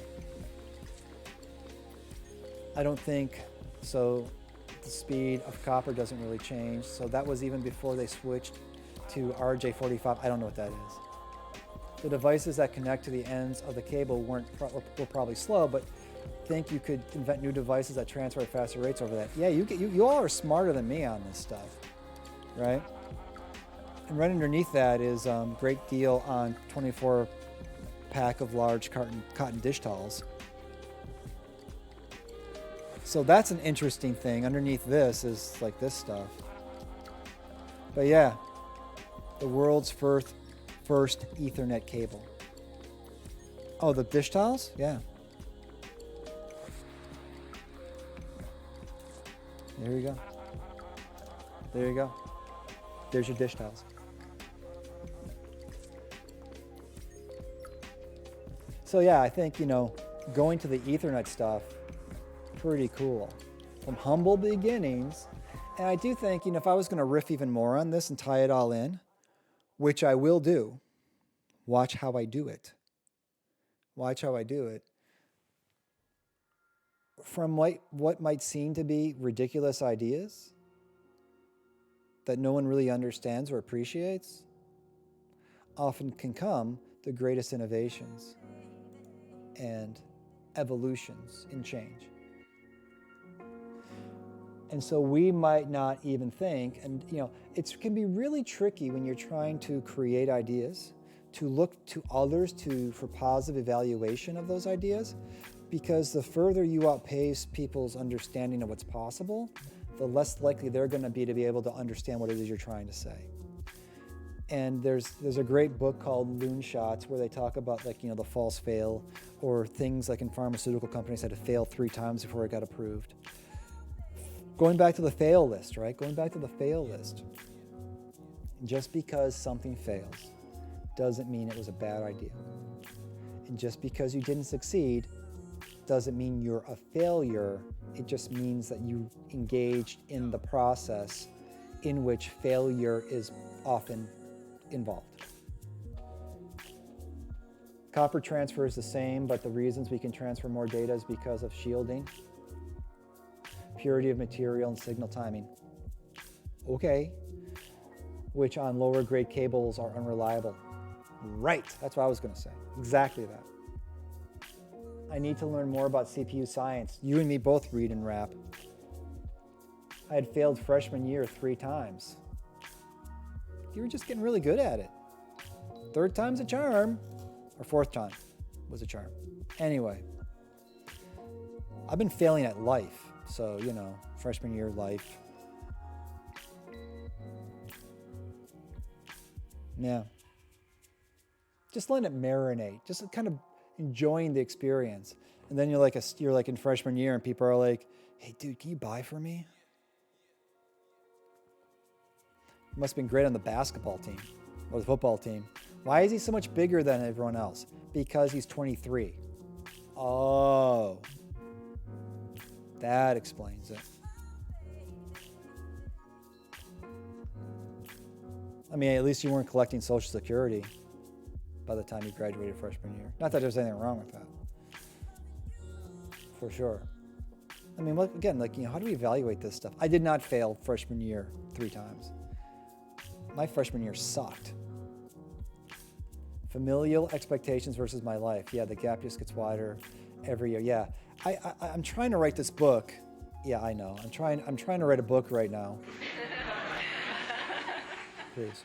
Why? Because I needed to hate myself more, so I figured I'd write a book. Where I have a chapter on expectations. I don't have a chapter. I have the idea. I started writing things for a chapter that maybe someday will be a chapter. About expectations. And expectations, man, are bad news.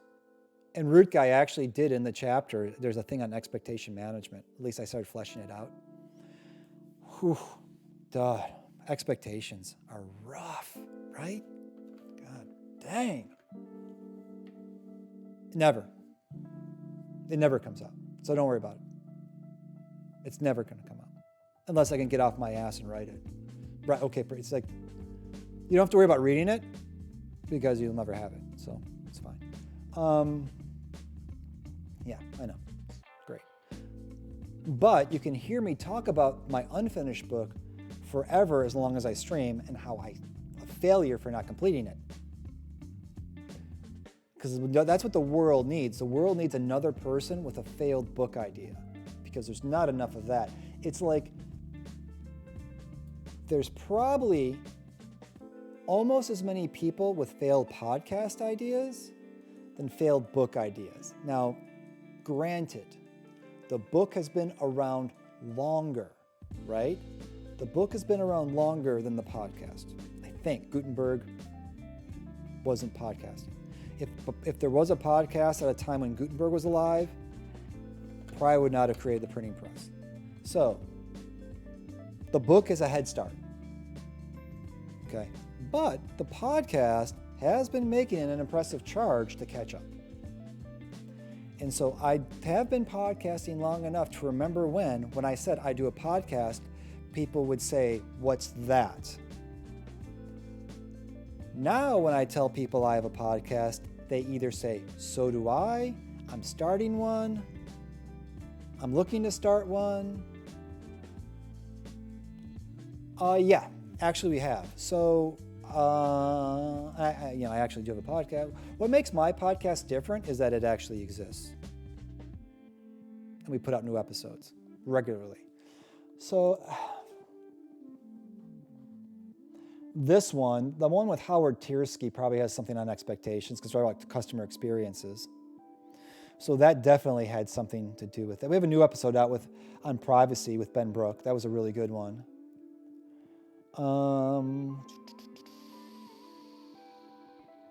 This one was on innovation with Josh. Stacy Sherman, we talked about expectations, for sure. Yeah, I mean, yeah, those for sure. End of life, this is a good one, end of life experiences. So like Jim Cummings runs an organization, helps people create memorable end of life experiences with funeral homes. That was a good one. For sure, Megan did. We talked about this with expectations, for sure. We talked about that there. So yeah, actually, we did talk about expectations in a number of the podcasts. Because at a certain level, you can't talk about experiences without expectations. See how it's all coming around? What do I mean?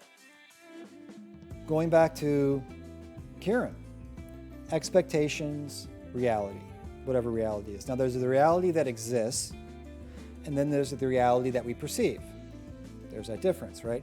There's what we perceive or how we value or evaluate or place value on reality, how we judge it, but then there's the actual reality, I think, right? I do think that there's a reality. It's hard to form values around realities without expectations getting involved. I am naming my child Adam Demin, so their username at organizations will be admin. Sure. I mean, admin, if they, nothing says admin like a feeling of self-importance, a lack of ability to lead, and the belief that what you say should be followed.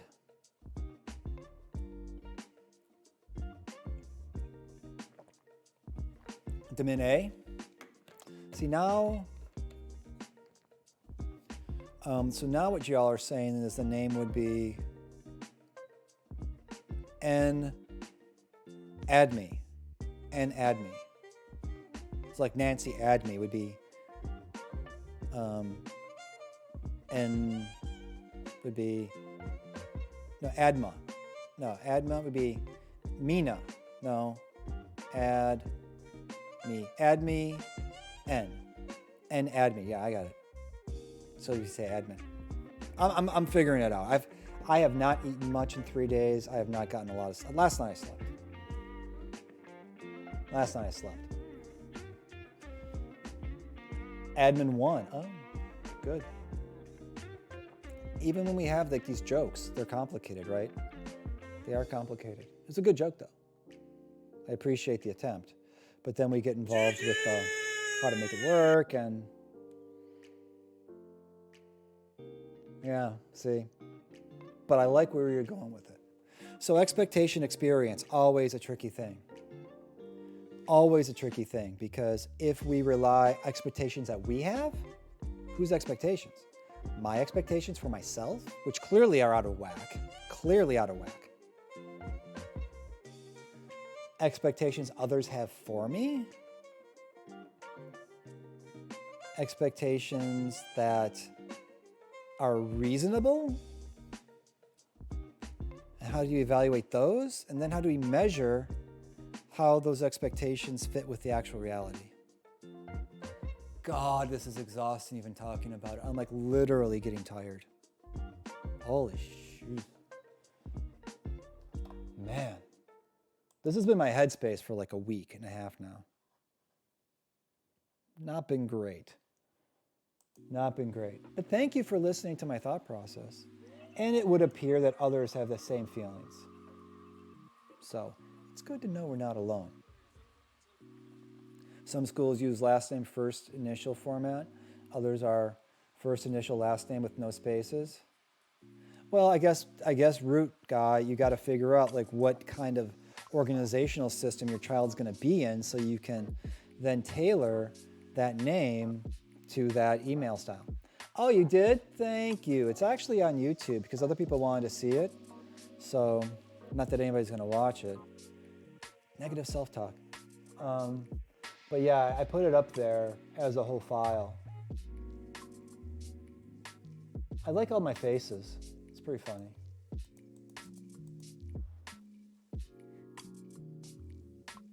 Oh, I make that face a lot, eh? Oh, I gotta do that. Yeah, that's a good idea. Yeah, I got nothing. Or it's just not where. Do I have anything? I thought I did have stuff. Let me see here. Nothing like a little stream maintenance. Commands. I don't have a social command. I do have a this command.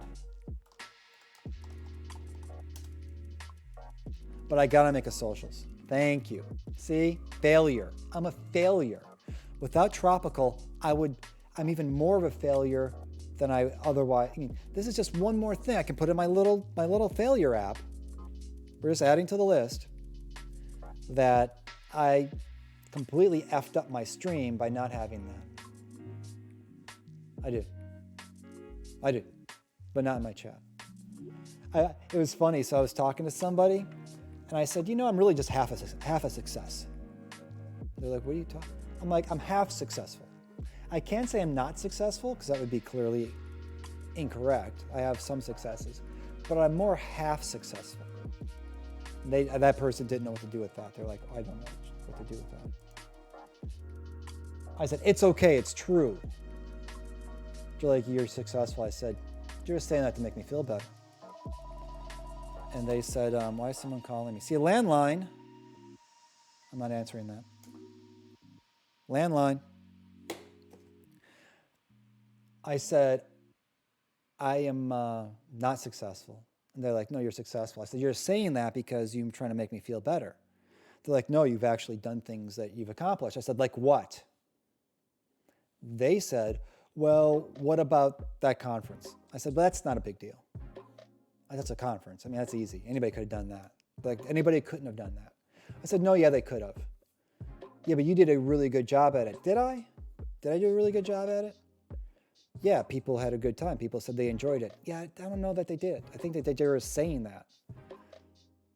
I mean, it's just minimally a good time. It really wasn't great. It wasn't fantastic. They're like, yeah, but people had a good time. People enjoyed it. They said good things about it. I'm like, yeah, I mean, of course they said good things. They're going to tell me bad things? Of course they're not going to tell me bad things. Why would they tell me bad things? Well, they're telling you good things because they actually had a good time. You did a good job with it. I mean, I did fine. I did okay, right? I did the same job that anybody else could have done. No, anybody else couldn't have done that. Yeah, they could have. It's not a big deal. I just took a conference that was going to be in person 5 weeks beforehand, turned it online, was able to assemble over 100 people across numerous time zones over a week and a half period and line up, Zoom links and organized it in a way that people felt that they were cared for and people could attend. They're like, yeah, that's a good job. I'm like, I don't know. Is it? Is it a good job? I mean, it's an adequate job. I will accept I did an adequate job. I will accept that. Half successful. Yeah, but people were really amazed. Yeah, they don't know any better, right? I mean, of course, somebody might have been impressed, but I don't know. It didn't meet my expectations. Well, what were your expectations? Something really fantastic that was amazing. Well, what would that have looked like? I don't know. Something more than I did. So you can't tell me what was wrong with what you did and why it wasn't amazing, but yet you convinced yourself that it wasn't amazing. That's right. That's exactly right. That I let everybody down by not having it be amazing, and that if someone else was doing it, it probably could have been amazing. But because I did it, by definition, it can't be amazing. Okay, so no matter what you do, no matter how successful it is, you will never give yourself credit for it actually being amazing or you doing a really great job. That's right. That's right.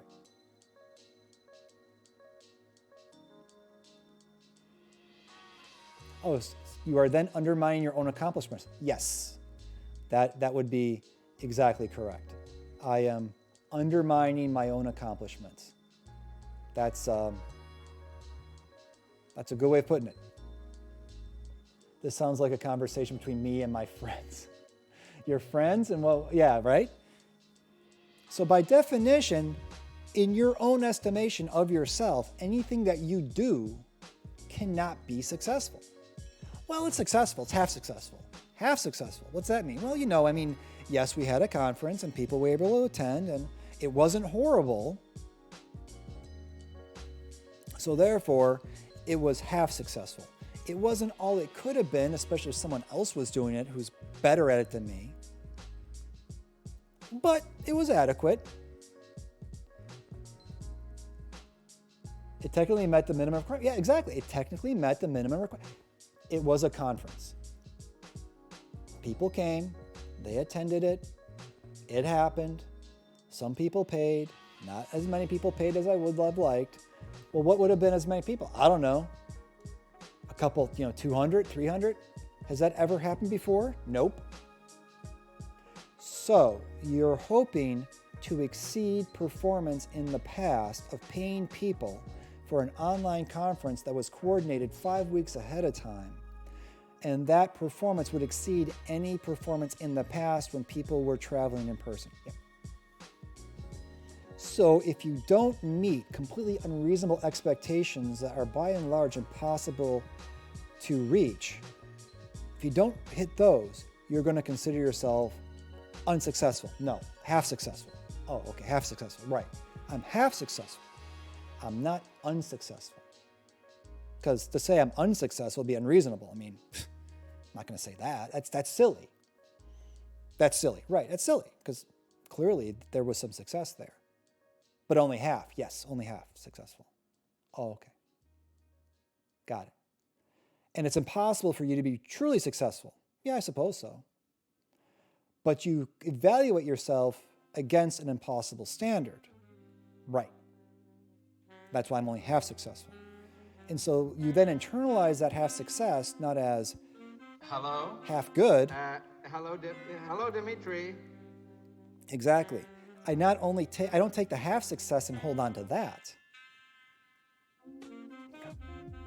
We're not going to do that. We're not going to take the half success. What are we going to do, kids? You know, we're going to take the half part that is a failure. That's the piece we're going to hold. We're going to grab that piece right there and really hold on to it. That's the good stuff. Because that's the stuff that makes us get in touch with how we really see ourselves. So, yes, a half success is still a success in part. But by the way, that half success is something anybody could have done. Anybody could have done that half success because it's no big deal. It's the failure part, the perceived failure part that we want to have our hands on because it's that part that really makes us connect with how we see ourselves. That's fun. I'm not triggered, but stop reading my mind. Yeah, is that? I mean, the reason why I'm able to have that conversation right now so freely, without accents, by the way, I would only use my accent because that's the accent in my head.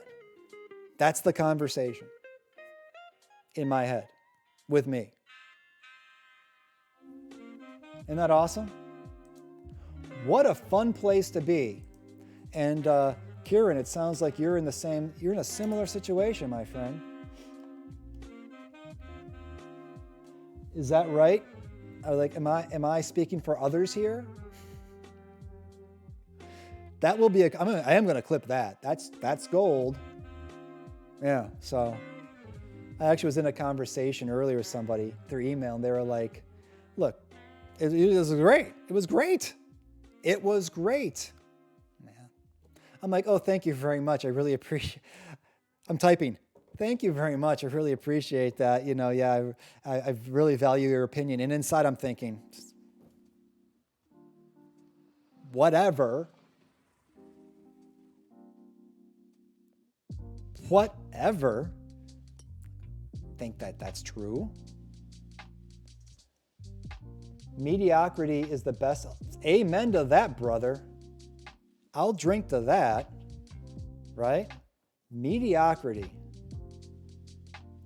I am not special. I am unspecial.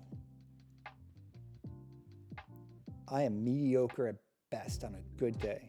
Don't you forget it. But what about all these things you've done? Like what? Got a podcast? Everyone has a podcast. Yeah, but yours is actually a live podcast. Yeah, I know. Not a big deal. Yeah, but people are contacting you to be on your podcast now. Yeah, I guess. I mean, I don't know. They're desperate. They want a podcast. No, they're not desperate. I mean, they're finding you. People say they really like it. I mean, I don't know. Let me give you 15 or 20 different reasons of why that valuation is not valid. Because I got them. And if I don't got them, I can make them up on the spot. I'm that smart. Oh, so you're saying you're smart. Oh, I'm very smart at telling you how I'm not special. That I'm really good at. That I can do. So you're really good at telling yourself that you're no good. Right. That's exactly right. So yeah, I mean, it's a challenge, right? And part of what makes it a bigger challenge is getting back to what we were talking about way back when, 2 hours ago. 2 hours of Professor EXP breaking down his mental issues. That should have been I might have gotten more views with that. Might have gotten more views with that title. But I think it's things we all share, right? I mean, it's hard not to. It's hard not to when the expectations we have for ourselves are mediated through unreasonable expectations that we hold for ourselves, which might be rooted in some kind of early childhood trauma or some kind of impact of some kind of hostile work environment, right? And it is interesting in this great resignation. We are going to end here pretty soon. But the kind of, that there is a kind of method to this madness. In this great resignation, one of the things we're seeing here, I think, and what I've been reading, is people trying to take back their lives and their safety. There's a really interesting I was reading in some post somewhere on Reddit. If people are on Reddit, it's worth checking out. Anti-work. Unemployment for all, not just the rich. And what people are sharing, a subreddit who's for those who want to end work, are curious about ending work, want to get the most out of a work-free life, want more information on anti-work ideas, and want personal help with their own job work-related struggles. And I don't know what all that philosophy means, but this last part has been a big piece of it, from what I've been reading. My friend has COVID and complained to HR manager after his boss told him to come into work because he is symptomless, so basically not sick, right? And so people are posting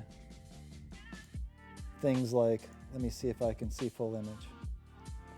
Let me make this a little bit smaller so you can see it all at once. This was like the original post from his boss. See full image. Come on, see full image. I understand that you've been in contact with HR regarding our last conversation. I have to say that I feel rather let down and disappointed by your actions. As a manager, I pride myself on maintaining good bonds and a sense of honesty with my staff. And it is saddening that you felt the need to take this matter immediately to HR without discussing it with me first, because you suck. It is important for you to understand that above all else, your main goal with the company should be to be a team player and contribute to the success of the company. Not that the company is supposed to contribute to your success, okay? But that you're supposed to be contributing to the company's success. There is a reformulation of work that's taking place. This person's not on board with it, or this company's not on board with it. But it's how does a company make the person successful, and as a result, the company becomes successful. Not that you use workers only for the company's purposes, but that the company puts people in the place to be successful first. And then the company can become successful as a result. If you feel able to work, which you said that you did, then you should work. We're not going to make accommodations to help you do that. You're going to have to do it on our terms, friend. When you decide you don't want to turn up, you create more difficult job for your colleagues who did. okay. Here is a response. Okay, it goes on. Secondly, it is also vital that you understand that HR job is not to deal with issues of this nature. Actually, yeah, it kind of is their job. As you know, I have the final say in matters relating to shift patterns and time off. No, you really don't. You think you do, but you really don't. So I'm unclear as to why you involved HR in this at all. Because it's a workers' rights and workplace safety issue, friend. They get involved in that. That's HR's job. In the future, if you have something you need to discuss with regard to time off, you discuss it with me. Sure, if you're being reasonable, I'm happy to discuss it with you. But if you're operating in a way that puts at risk others, puts at risk me, and violates possibly company policy regarding COVID protocols and workplace safety, then I gotta go to HR, because clearly I can't talk to you. I am the person who completes health and safety and risk assessments. Clearly not well. I am more than qualified to assess situations and make decisions about how my staff should proceed. That's debatable, and that's what HR is going to help figure out. In this case, my opinion was that, this is a text, by the way. In this case, my opinion was that you should be coming to work unless you feel physically incapable of doing so. My opinion. Again, your opinion. Might not be the best opinion. I have taken the decision to give you sick leave on this occasion in the future. Oh, I have taken the decision to give you sick leave on this occasion. That's not what happened. That's not what happened. I'll tell you what happened. I don't even need to know. I'll just tell you what happened. What happened was HR contacted this person and was like, they can't come in. That's what happened. I have taken, I will finish that saying, on HR's recommendation. HR told him he can't. That's exactly what happened. I'm translating. Again, you know, what? I've been around, you know. I've been around. I teach at a business school. I teach MBA classes. I know this stuff. Tropical's totally right. In the future, please be more aware how your situations like this will affect. Oh, wait, there's more.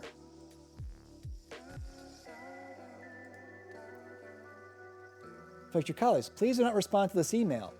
Any further discussions about the situation should be over the phone or in person once you are back. You know why, don't you? Let's play along, shall we? I guess it was an email. Sorry, I got that part wrong. Why not email back? And why should you email back? Not hard. I'll let chat figure it out. One boss I had took me to HR to complain about me and then proceeded to lose his shit in front of HR and said, see what the problem is? And then HR told me to leave the room. Yeah, HR is not necessarily your friend, but in this situation, kind of. Why does this person, this great leader, this boss, why would they want a phone call or to discuss in person? To not leave a paper trail or an email trail. That's all. I mean, come on. Please. So this Reddit, right, is about people telling 25 female security guard, I was left doing the night shift alone after 2 of my coworkers did not show up. This is how he responds after I ask him a simple question. Get your bleep together and do your effing job. Excuse me? Or I will bring someone that can. Playtime is over. Who the bleep you think you are talking to? Just go home if you're able to do the job. I'm the only person who turned up. You are kidding. No, I'm not kidding. Bleep on your other students. Sorry. So, you know, people basically like quitting work, right? Quitting work because their workplaces are not providing a safe environment psychologically, physically, socially, financially, and they're taking back their power. They are taking back their power, right? And there's all these kinds of stories of people doing this, taking back their power. And I do think, you know, and I'm going to end this stream because I got to run. I got kids coming home. I think a big part of this stream, getting back to work, a friend of mine said this to me. finding agency in yourself. That can be hard because sometimes we take the power away from ourselves through the ways we talk to ourselves. It just becomes hard. And the steps we can take to take back, reclaim ourselves, who we are really, and not just who we think about ourselves as, and not how others think about ourselves. In this anti-work thing, there's people reclaiming themselves by fighting against the negative evaluation of others. That's often easier than fighting against the negative evaluations we have for us. And there are steps one can take to reclaim your own sense of self from yourself, as odd as that may sound. And I don't know, man. I really don't know. I wasn't going to stream today. I'm glad I did. I hope some of this made sense. A lot of this is just me talking out loud, stuff that I'm going through right now, quite frankly, and why I didn't stream over the last few days. I don't know if it's helpful than anybody else, quite frankly. I hope it is. It's helpful to me to at least verbalize a lot of this stuff in my own head. And maybe give people some access to sharing and some resources, some strategies to help you. It is a journey, not a destination, right? Hey, I think this is a cool place, but of course I'm just saying, yeah, of course. I mean, I understand. You're just saying that because you're as damaged as I am.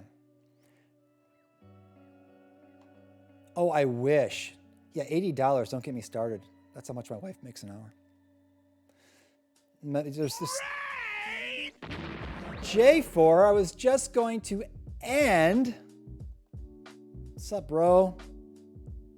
What's happening? Now I got to stay on for a few minutes longer, eh? How you doing? Long time no here. Welcome, everybody. Hey, Parallax. Hey, Lady Amelia. I've missed you all. Hey, Nix. I've missed you all. Watch the VOD. If you want to see Professor EXP talk through his mental issues over the last week, you'll be entertained by the VOD. We've been kind of breaking down stuff about how we cope, how we manage our own expectations of ourselves, strategies we use, how we cannot be the best assessors of our worth and value, and how when we get trapped in our own thoughts about ourselves, how we can quickly and easily get stuck in seeing ourselves as less than, as not special, as inconsequential, as failures, and how we need and what we can do to reclaim the power in ourselves to have a better vision of ourselves. J4, that was actually modded because you said dong. So you said, we're good, hope you are dong great. So because you said dong great or great dong, that got modded. So yeah. I am doing okay. The dong, I don't know. Jury's out on that. That was not what we covered today, was dongs. That's a different stream. Nix, I'll put it on my YouTube. I will put it on my YouTube. I think that this is a good one, and I will make clips from it on my YouTube. So my YouTube, for folks who care about my YouTube, which is nobody, but I do have a Professor EXP YouTube, and I am starting to put clips up there, funny clips, because I'm funny. Thank you, Tropical. Along with other stuff. What is clinical sociology? Everyone wants to know that. Clearly, that's a big topic, as well as other things around things. Hey, Zach, what's happening? Why are you still up, man? Isn't it like wicked late there? Bro, I mean, I should have followed Zach's stream because I was up till I couldn't sleep like on Saturday and Sunday. Couldn't sleep. No sleep. Oh, you did? Did you really? Son of a biscuit. Look how good of a mod Tropical is. I have the best mod in the world. So Zach, I couldn't sleep. I got no sleep. And so I should have hung out with Zach, returned the favor. Because I was up to all hours of the morning the last couple nights. Last night I slept. My body just went zoop, collapse. Turn off, that's it, you're done. Game over. My body went, I know you think you're really tough, but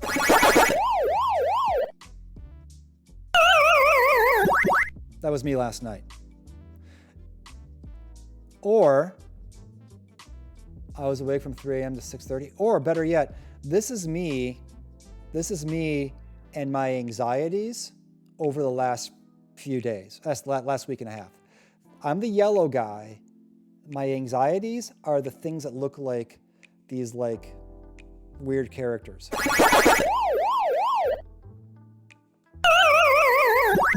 I was running away from that stuff, and then they just caught me. That is a great emo, right? That is a great emo. Did you make that, Zach, or is that just something you did liberate from a capitalist somewhere? I can't sleep either. I've had to take like a week off of work. I'm sorry, Read Rap. Yeah, I don't have any advice other than pure physical exhaustion. I have not been able... Did you really? That's amazing. I have not been able to exercise.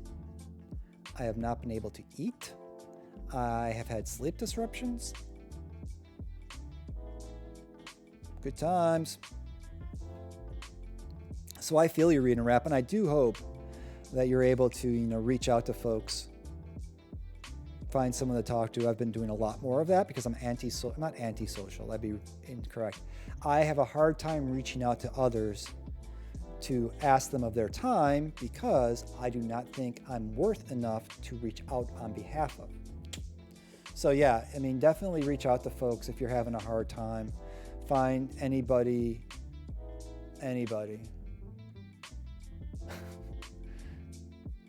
I don't think so. It's possible. There was that one time when it broke when I was back in high school, college. I was told everything was fine. She could have been lying.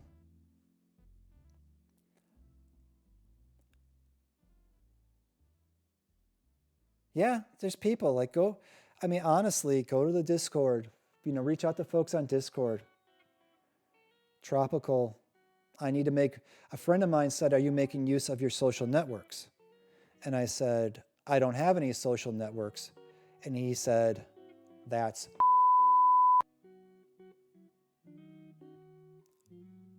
He's like, yes, you do. I said, no, I really don't. He's like, don't bullshit me. He's like, yes, you do. And sometimes you need people to kind of call you on your stuff and be like, no, you do. You actually do. You do have people who care for you. You do have people who want to listen. You do have people who would like to help. And even if they can't help solve a problem, there are people who at least are good listeners. And sometimes, just as a pro tip, rather than trying to give solutions, it's just better to acknowledge that something is really difficult, really challenging, the person's dealing with a lot, and that it's okay. Because I've been in situations recently where I've had people giving me all kinds of advice. And you hear some of the advice, you're like, did you get that from an Etsy site? I mean, what blog did you read that advice in? Because I can tell you that advice makes no sense whatsoever. And then you feel bad for telling them that advice won't work. And so even if you're getting advice and it's not good, just thank people. Just say thank you very much. I appreciate your concern. I would say, for me, because I get into this that's not going to work. Well, have you ever thought about that's not going to work for me. Well, have you tried it? No, I don't need to. Why don't you? I know it's not going to work. What do you mean it's not? Have you even tried it? Yeah, that's impossible. Well, maybe you can think of something else. Nah. There's no hope. There's no hope? Nah, no. So nothing's going to make anything better? Probably not. So what do you do then? I just walk around, try to survive, play video games. kill the time before bed. Huh? Sounds cool. Hey, Sourcing, what's up? It's a great plan. It works until it doesn't, right? I think it's fantastic. I've been using it most of my life, and you see how well adjusted I am.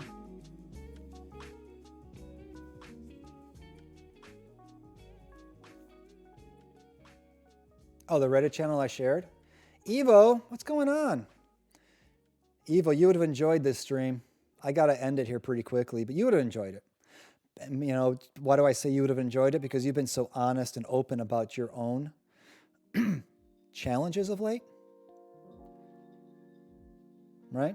And that's what I've been talking about, is how do we kind of meet these challenges? How do we address these challenges? I have no advice for solutions. None. No solutions. Just a lot of commiseration. Watch the VOD. I think the VODs actually might be useful. That's great.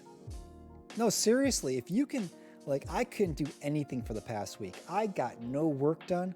I couldn't focus. I couldn't make progress on anything. I couldn't stream. I streamed Monday, but after Monday, I was like downhill.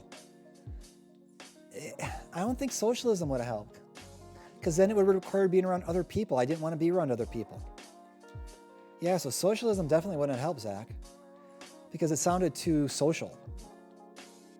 Like, what you need is socialism. Does that involve other people? Absolutely. Yeah, I can't do that.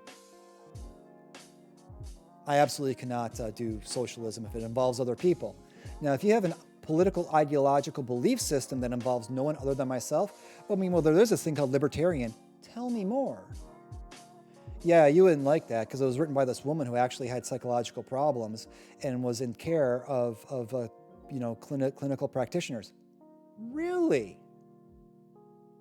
Yeah, it's just all about the self, and it's everything self-centered, and it's that no one is, worth anything more than you, and actually you have to prioritize yourself more. Well, that I can't do. Then I'm out. Is there a system where I can be by myself and not like myself? I mean, if you got one of those, I'm good. Oh, Sound Mind? I'll look that up. I did finish Red Dead Redemption, and the ending made me cry.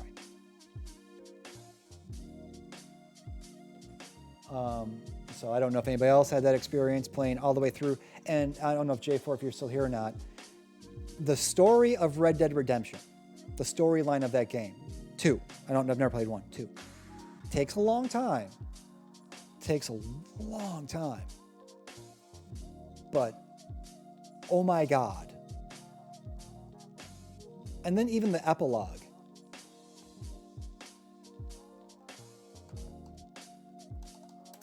In Sound Mind, there it is. I will take a look at it. It's people who are aft. Changing the system won't fix without changing people. Well, that's true. I mean, we all have unresolved issues. We need more mental health workers. We don't have enough of those. Yeah, Red Dead Redemption, after playing, Saturday I wasn't streaming. I committed to finishing this game. Dude, I can't even begin. If I start talking about the ending of it with the main character, I will start getting emotional again, and I don't want to do that. I've had enough emotion this week. Yes, I got to play Stanley Parable. Fluffy told me about that too. One time I asked a colleague for advice, and he said, my advice is sit down, take a deep breath, and give up. Yeah, well, honestly, that can help out a little bit. Sometimes it's okay for people to say, I don't know, I don't have any advice for you, but I'm happy to give you a hug. Now, if I do that with any of my students, generally speaking, that doesn't work well. If you do it with a coworker, it doesn't work well. Maybe a fist bump, or maybe just a, yeah, so it was pretty emotional. I will put this on the wish list, though. Wow. Stanley Parable.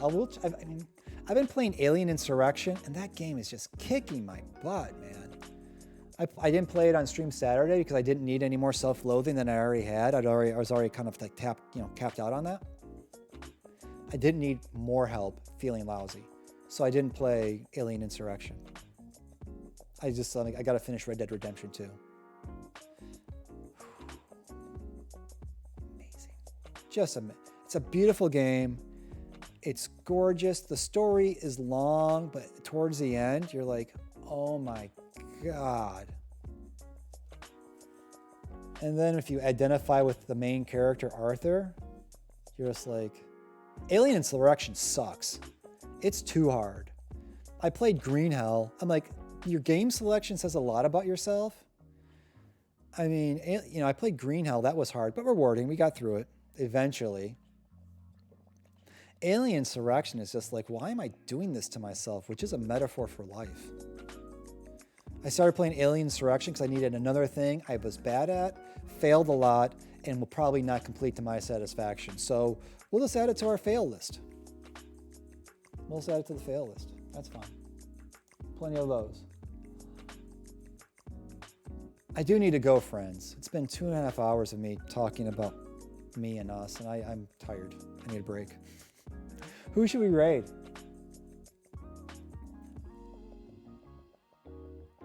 I got kids coming home.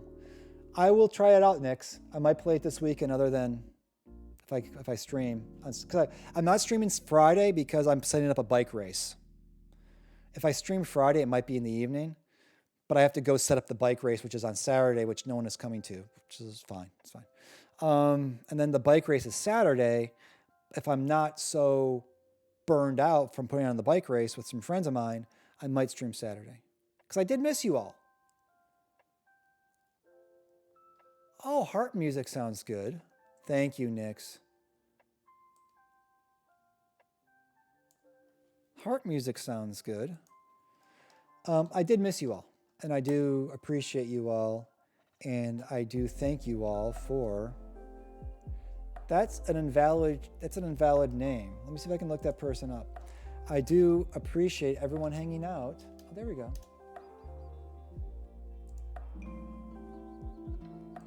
This is perfect. We're going to do this raid. And thank you, everybody. I got to do this last part. I'm like doing like this big send off and I'm effing it up. Hey, everyone be well, be safe. Be as happy as you can be. If you can't be happy, find someone to talk to. There is always tomorrow. There's always another day. Everyone, let's do it really quick. Let's do some thanks. Give thanks to... Always important to be appreciative and thankful. Allie, thank you for the cheers as always. Thank you, Sourcing and Tropical, for being great moderators. Thanks, Read and Rap 2, for resubbing. Thanks, J4, for the raid. That is awesome. We will raid the harp music now because it sounds like we need that. How amazing. And we'll see you next time. That's Digital Agora. Take care. Come. Good to see you. And stars aligned, welcome.